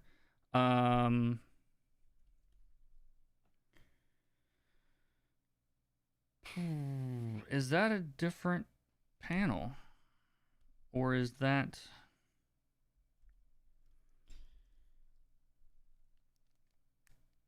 What am I looking at? Okay, so is this is a different panel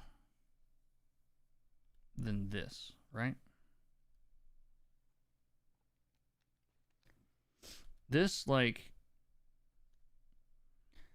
see, this to me doesn't even fall into like color thing, you know, color choices, but like this thing like badly needs a panel border across here, to me. I'm not a big fan of getting cutesy with panel layouts, especially as if you're new to comics.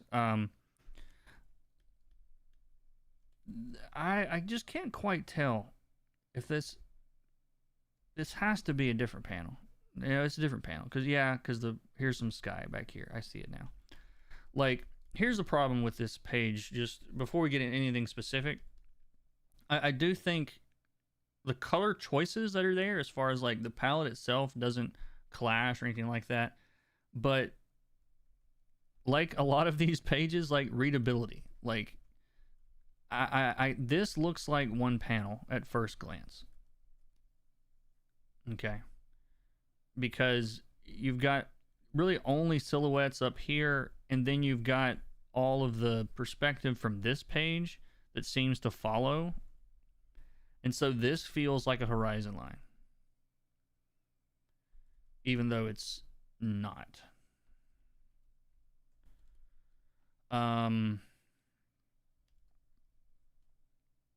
Yeah, I mean, I clarity is first. Yeah, it's literally the first thing that has to happen, as it has to be clear. The other,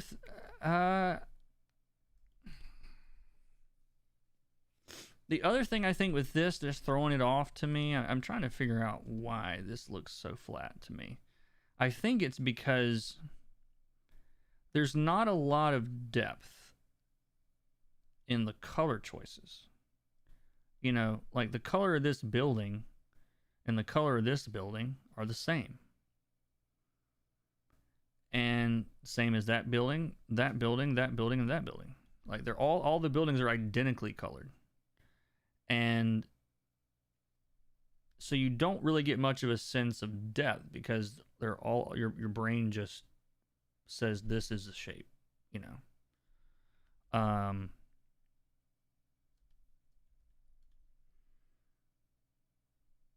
And you could, and this would actually solve two problems at the same time. If you were, I'm trying to think of what I would do here.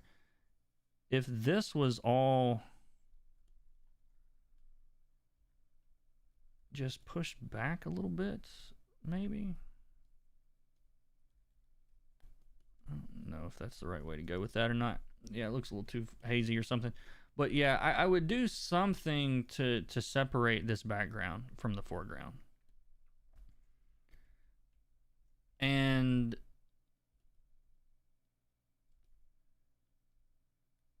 I feel like the rendering on the buildings is pretty solid. I'm not crazy about the textures, just because they feel like they're at the wrong scale. Like this feels like stainless steel, like what you would see like holding a piece of stainless steel, but it's stretched across the entirety of the building.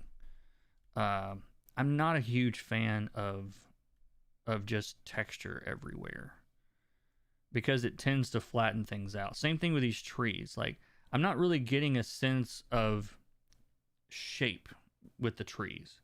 Like they're kind of just,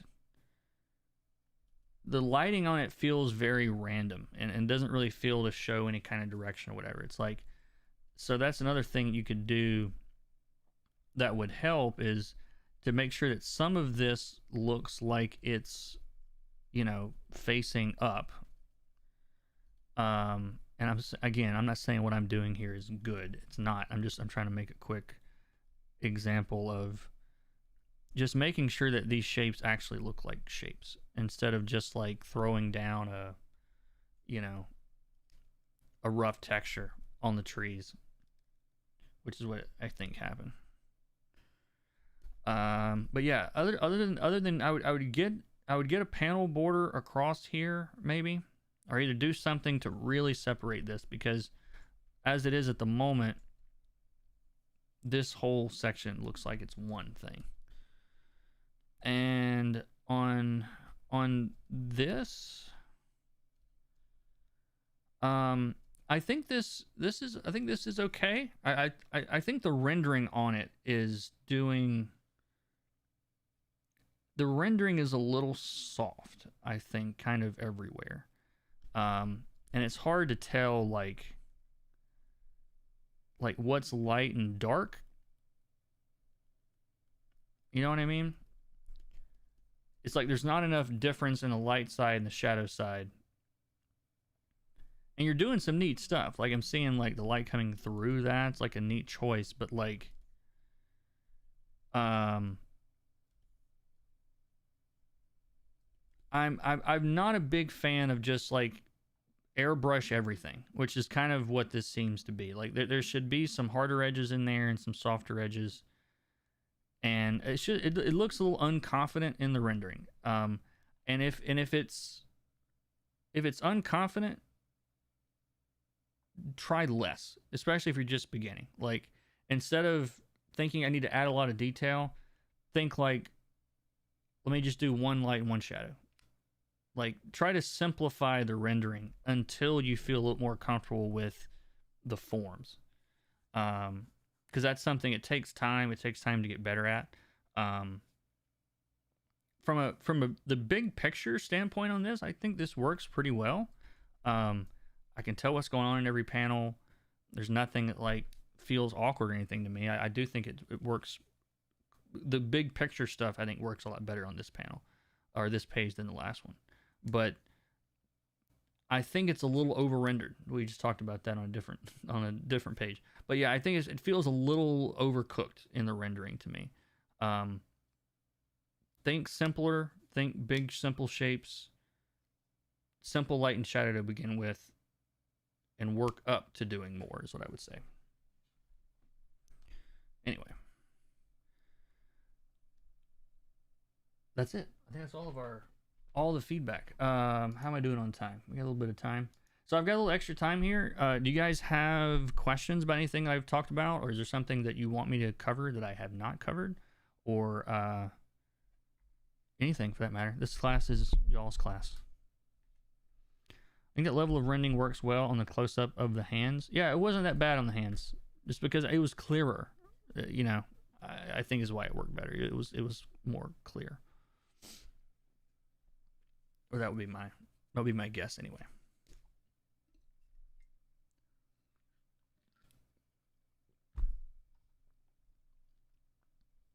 How would you rate my album? Oh, I just listened to a little bit. I haven't listened to all of it yet, but so far so good. I like the way it sounds. How do you determine when to use soft or hard rendering? It depends on what's happening. It depends on what's happening at the edges where... let me find an example real quick, maybe.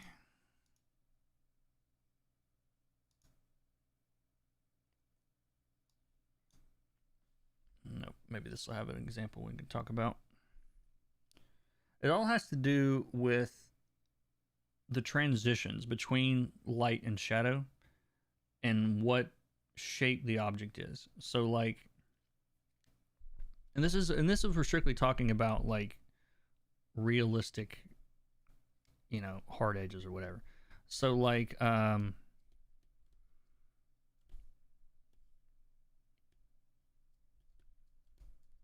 thinking about it this way. So if this is the edge of a car, like this edge here, and this is the roof, and this is the side. So you've got light coming down. Let me get a color we can see. So you've got light coming down, and then this transition is a hard edge. I mean, it's literally a hard edge transition. So all of a sudden, you just don't see that anymore. Okay, so right across here, this is all light, and everything below that is darker. Okay, you can see that a little bit. Like I create a little bit of an edge here along that edge. This edge here where the bumper turns into the side. Like these are hard edges. The orange light from the car hits the back of the van but does not hit this side. Okay, that is a hard edge transition. Now this guy's muscles, these are round shapes, right? So if you can think about this in terms of like this kind of a grid, something like that. So when you're looking at this from that perspective, So now we have an edge that does this.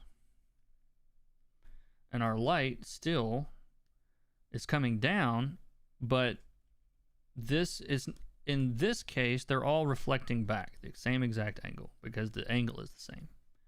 But here, when it reflects, it's slightly different angles as it comes down.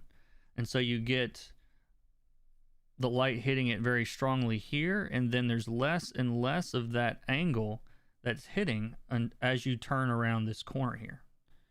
So there's less and less light facing this direction. This part faces the light, there's a lot of it. This part faces not quite, the same direction as the light, there's a little bit less. This part faces even further away from the light, there's even less.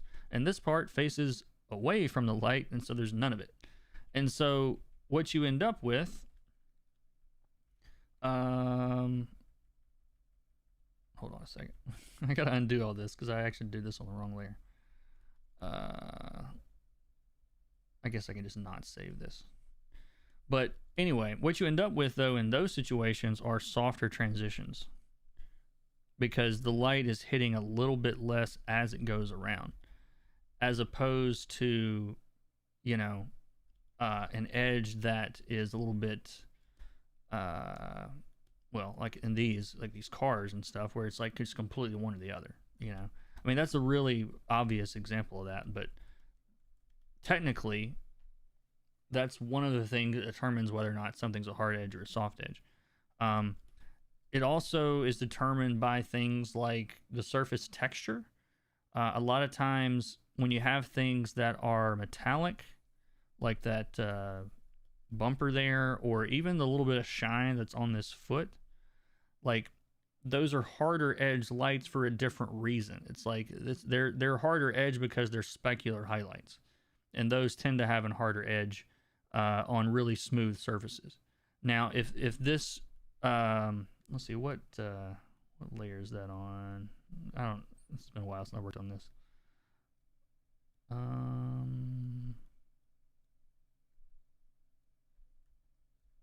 There we go.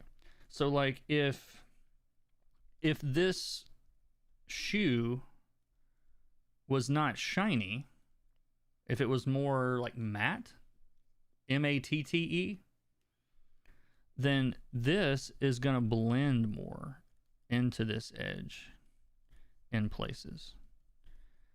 It's still, the light's still hitting it in the same place, but if it's not a reflective surface, this is all going to be a lot softer.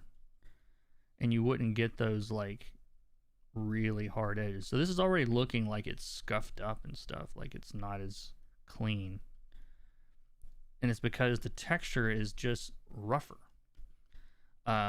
It doesn't look as shiny anymore because the specular highlights, those little bright highlights, are distributed over the surface. So it's kind of like, I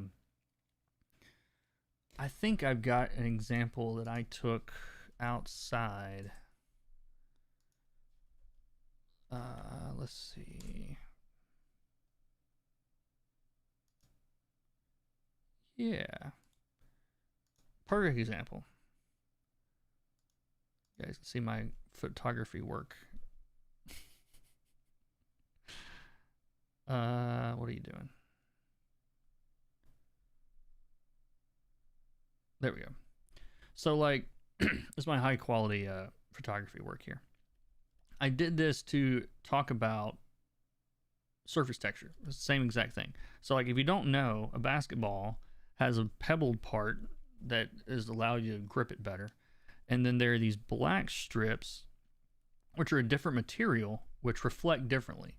And so like, you can see how the brightest part on these the bumpy parts, it's not being reflected very much. Like you don't see that white light being reflected because this is a very rough texture. Okay. But the texture on the black parts are actually, it's a smoother, more reflective texture. So you get these like really, really bright reflective highlights because the texture on the black part is actually smoother. So that's another way you can get like harder edges versus softer edges. It's like this part of the basketball, the textured part is also reflecting all this light, but you can imagine it as being reflected almost like through a filter, like a glaze, because of how rough the texture of the surface is. Does that make sense at all? Does that help? I lost the chat. There we go. Yeah, it's a $5 million photo. Yeah, definitely. But this is also to show there's a lot of lighting lessons in this little picture I'm noticing. But we talked about texture earlier and how if you just throw texture everywhere, it doesn't look right, because look at how much texture on the ball you can see in the midtones. You can see every little pebble. I mean, you can literally count them if you wanted to. But look at where it's most reflective. Like it's harder to see. There's not as much contrast between those in this area than there is this area. And as you get further down, we really hardly see that texture anymore. I mean, it's in there. You get close enough, you can really get in there and look at it. But when you back off of this, we really don't see that texture down here as much, because it's just all in shadow. Like it's not capturing any light directly from the sun down here. So there's not enough detail in the light for that texture to show up here. That's why it's more clearly seen in the midtones. It's easier to see it through here even than it is up here. I mean, because in this bright area, it's like we know there's pebbles there and we can kind of see them, but the contrast is so, like, they're so blown out because of that's the place where the light's directly reflecting. You don't see that texture as much. What other lessons do we have in here? We've got some reflected light lessons. So here's our Terminator. So here's the sun is being reflected. So the sun is like straight ahead of me, and you can see the shadow being thrown down here. So that means that there's some light that's hitting here and reflecting up. So the light's coming down, and all these rocks this is all jagged material and stuff, so it's throwing light in all sorts of directions.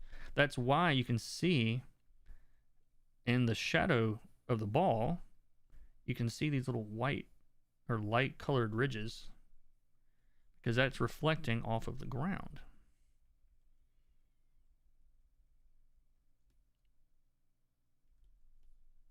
There you go. What else? The distance from, there's lessons on the distance from the rooftop shadow. That's a rough edge versus the hard edge on the ball, because the ball is closer to the ground. That's another way you can have like hard edges and soft edges on your shadows. So when you guys ask me questions sometimes and I just kind of glaze over and don't give you a great answer, it's because like when something as simple as how to use hard and soft rendering, like there's a lot that goes into that. I mean, even like the strength of the light, how strong the light is. Like if you put a candle light against your arm, you're gonna get like a soft transition on that flashlight or on that candlelight. But if you take like a bright flashlight and do it, that transition will be shorter, and you won't get as much of a soft edge because of how intense the light is. So there's all sorts of, in this case, there's a lot of stuff to study, is what I'm telling you. But I'm giving you hopefully a little bit to work on here. But anyway, any other questions? Those are good questions.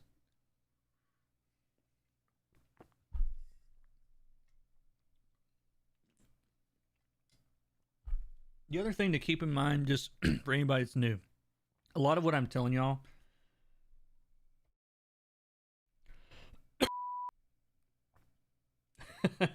sorry, I meant to hit the cough button, hit the beep button.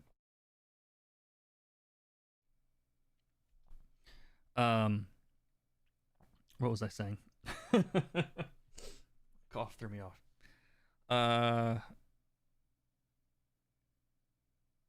I don't know. I think I about covered everything there. But any other questions before we wrap this up for today? I had a good time today. This was fun. Are you coughing obscenity? Yeah. You Jason. This makes me sound worse than it is.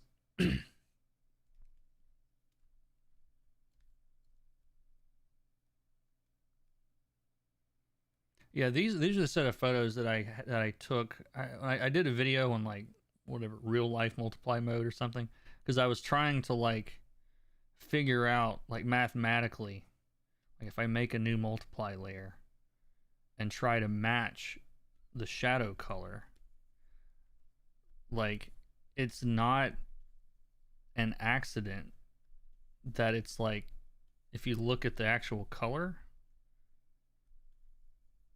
that it's blue, that it's just the color of the sky basically.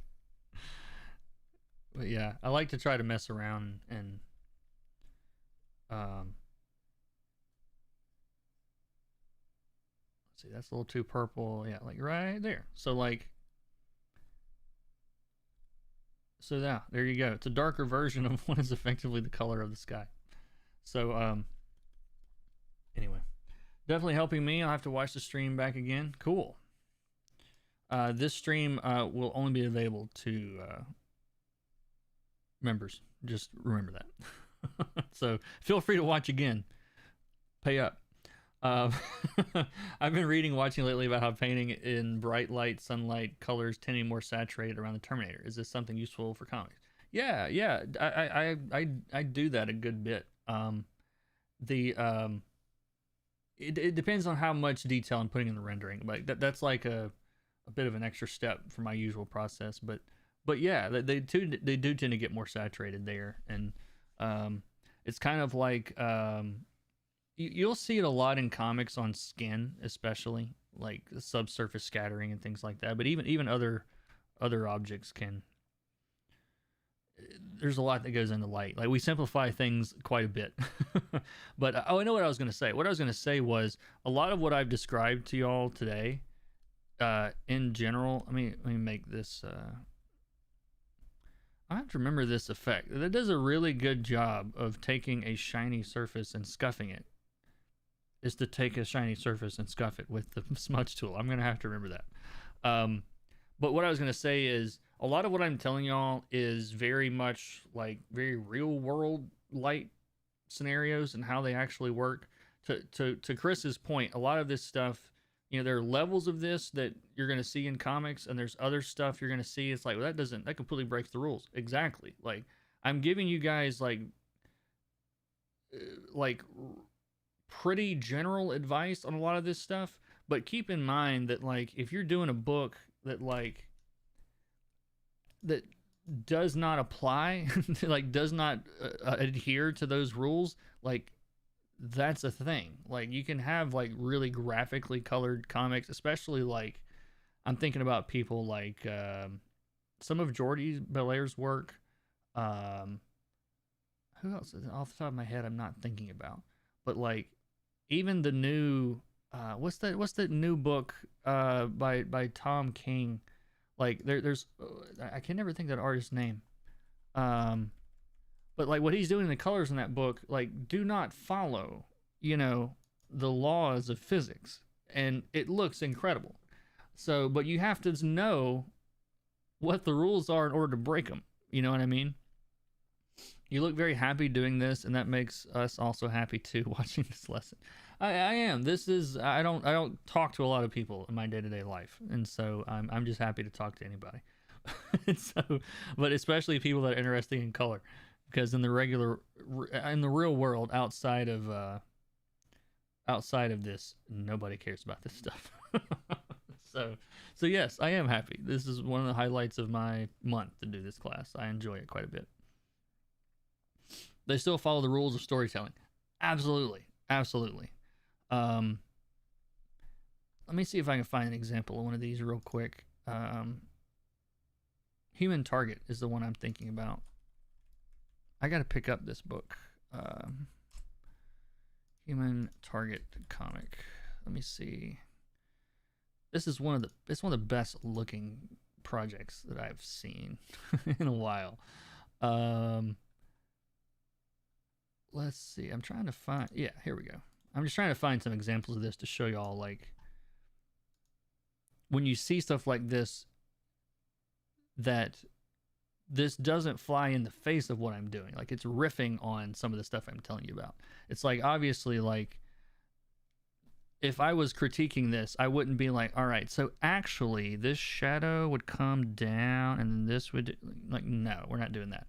Like, this is an artistic, stylistic decision. Okay. So, you can look at this and go, light doesn't work that way. No, it doesn't. Look, works nothing like that.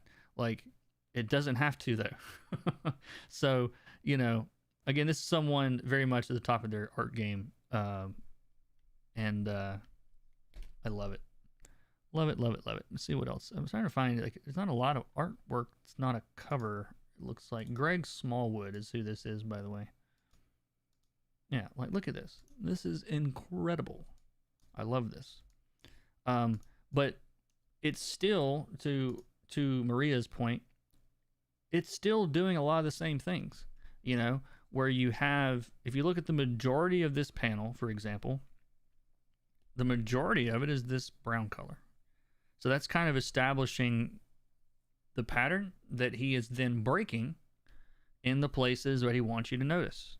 Orange and white and glowy lights here, and there's a guy standing over there. Let's literally draw a box around him and make it brighter.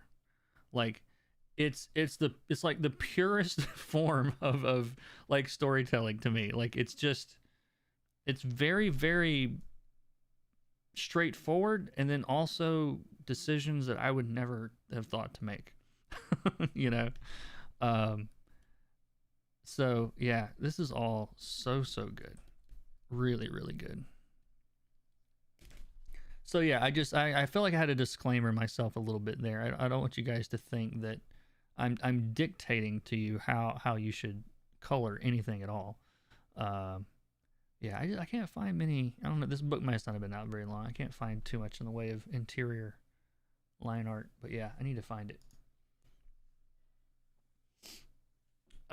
Is there a way to study colorist style? I don't know any other way other than to look at them. Like, I mean, I don't know how to answer that question. I find that amazing, and it's one of the things that I learned here. What was that you found amazing, Maria? Sorry, I really need to know how amazing it was. Like writing fantasy, it doesn't need to follow the rules as long as the internal rules are consistent. Yeah. I mean, there are no rules to art. Like, but there's also, I try to point out where I would say people are breaking rules in a way that doesn't push the art forward.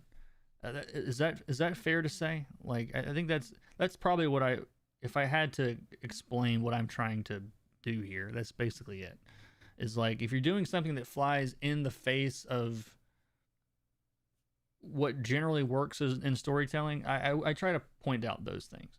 But there's also a lot of stuff that, you could give, I say this all the time, but you can give, 20 colorists a page and you're going to get 20 different looks, and they're not, some of them are going to be completely different, and doesn't mean they're wrong.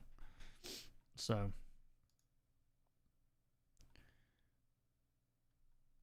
but yeah, as far as like, but yeah, studying colorist style, yeah, I mean, all I know to do is to see it in practice. You know what I mean? I don't know another way to do that.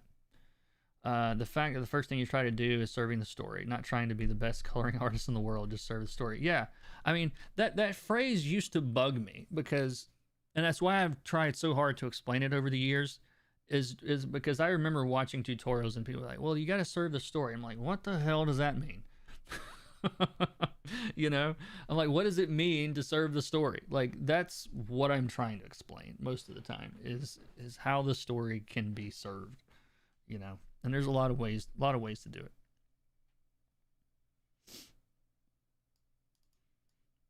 The thing, like, the most useful advice, and that is how you became a great comic. Thank you very much, Marie. I appreciate that. I don't know if I'm great, but I'm okay. Like, I know it's helped you a lot. I've seen your work over the years improve tremendously. So I will take all the credit for that. Yes, thank you very much. Had nothing to do with all of your hard work and practice. Find and watch videos of stream the colorist working. That is a good idea, Jason. If there's not a lot on YouTube, I would say, from professional colorists that like do that a lot. But there are a few of us that I can think of off the top of my head. I'll put them in the chat. Let's see. Let me hide that. Give me a quick second here, guys. I'm trying to...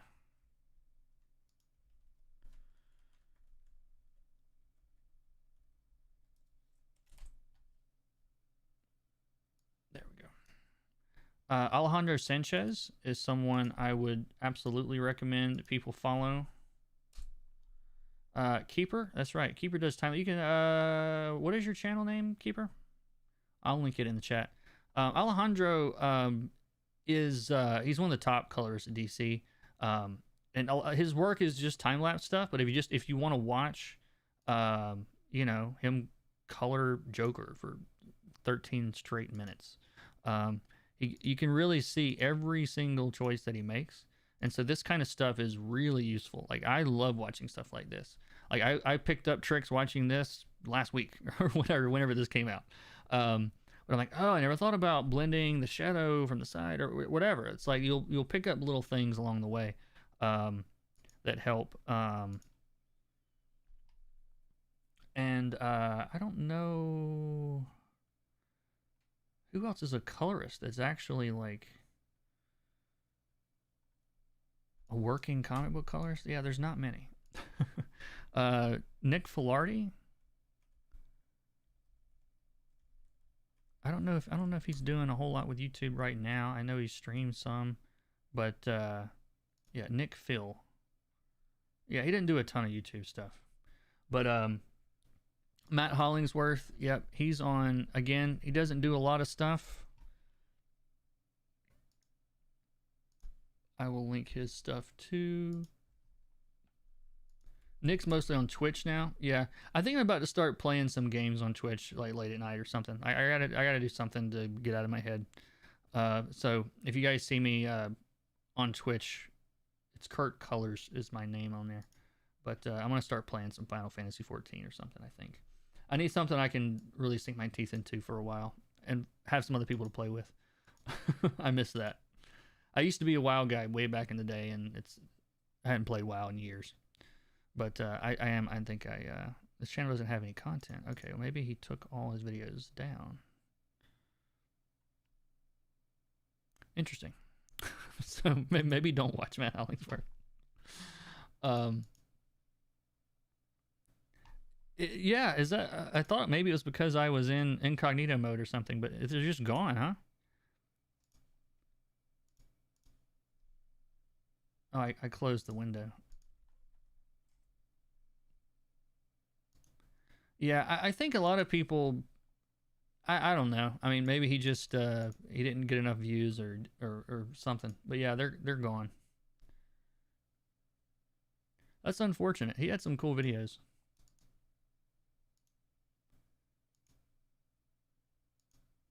Yeah, he probably figured he was giving away too much for free. Yeah, oh well. Talk about like his channel. I thought mine was you know, specific for a certain audience, people that want to color stuff. His was like, it was really in depth. Like I would say his whole channel was like a intermediate to pro almost only, like, because there was stuff that I'm watching and I'm just like, I get what just happened. But I don't know if anybody else is. I've been coloring for 20 years or 15 years or however long I've been coloring. Professionally, it's only been about 10. But yeah, his stuff was extremely niche. Highly technical. I learned some stuff from his channel for sure. But yeah, well that sucks. What is your favorite activity when you're not coloring? I like video games. Um, I haven't played as much lately. Um, I watch a lot of YouTube also. Um, almost nothing, very little to do with coloring. Usually I'm, or at least coloring comics. There's just not enough content on YouTube for that. So I watch a lot of painters. I watch a lot, concept artists and game artists and Magic the Gathering card artists and or whatever. Like I watch a lot of that kind of stuff. Um, because you can always pick up something. And I love movies. I'm a big movie guy. I watch a lot of movies. But even that, like I have to really fight to turn off the story part of my head. It's like um, I usually end up watching movies that I really like twice. It's like, because it's like one, this first time I'm distracted looking at the the story, and then I try to figure out what happened later. But yeah, I think Keeper, if you tried to post a link, it didn't happen. I will Keeper coloring process. Yeah, I'll link your channel here. Keeper's if you guys weren't paying attention, he was the one that did the Deadpool stuff today. Music and art stuff on there. Nathan Lum doesn't make stuff anymore, but he used to do coloring tutorials. He was the only guy for a long time. There's not any money in it. It's basically, I think, what there's not a lot of money in it for someone that's coloring for a living. It takes a lot of time to keep a channel going, and I think that's why there's still not a lot of people that do it. But thank you for renewing on Patreon, Maria. I just noticed that. Appreciate it. Annual subscription. Thank you very much. Yeah, Lum's, at least Nathan's stuff is still there. Yeah. And his stuff was good, yeah. I'm trying to think of who else that I've recently been watching a lot of. Give me a second to see. There's a lady. Oop, whoops. Are you guys still? Am I still on?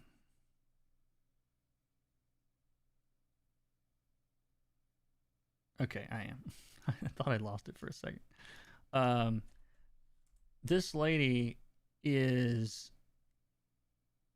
She has such a cool vibe on her channel, and I want to see if I can find it. She looks like she's in her 70s, maybe, and her channel is so chill, and I can't remember the name of it. I'm looking through like in the studio art instruction. I think that's it. Yeah, I'm gonna link this to y'all too. This is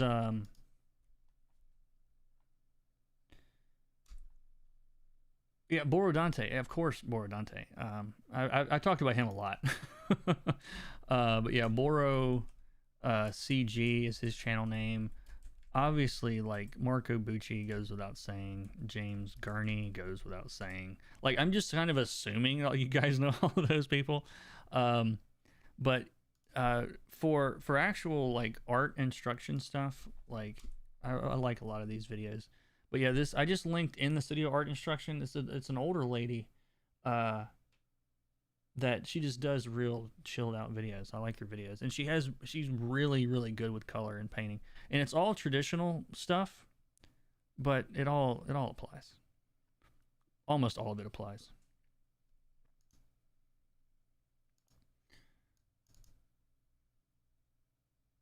You got paid after a 3-month gig. You feel rich. Nice. Always good to get paid. But yeah, Tyler Edlund's another one that I've watched before. Yeah, there's a lot of good art YouTubers out there. Proco feels. I like Proco, except I don't know. I don't feel like I'm smart enough for some of Proco's videos. I was like, I don't think he made this for me. This is a really, really intelligent guy, and they have a lot of like high end content on their channel. But yeah, it's good too. Yeah. Any other questions before I wrap this up? I think we're coming into the end here. This has been fun though. I really enjoyed it. If you're one of the few that most of you guys I see every month, but if you're one of the few that I don't see in this class and you would like to attend this class again next month, check the links in the description for either Patreon or YouTube memberships. Either one will get you into the member side of my Discord, and you can post work for feedback. I will do this that I've done today. Usually they're not public. Usually, of course, they're just for the class. But I thought maybe we get a little extra promo in here. You know how HBO does, like, you know, free weekend and plays all the cool movies they don't play again for another 4 months. Except this time, like, mine's actually the same. Thanks, man. Enjoy the rest of the weekend. Yeah. I definitely will do. Yeah, I don't see any other questions. So thank you all. I really did enjoy myself. It was a good time. And I will be back on the regular stream Wednesday morning, 10 o'clock Central, 11 Eastern. And I've got Blue Flame, I think, to color. So, but thank you all for hanging out. Thanks for watching. I had a good time. Hope you learned something. I will see you in the next one. Take care.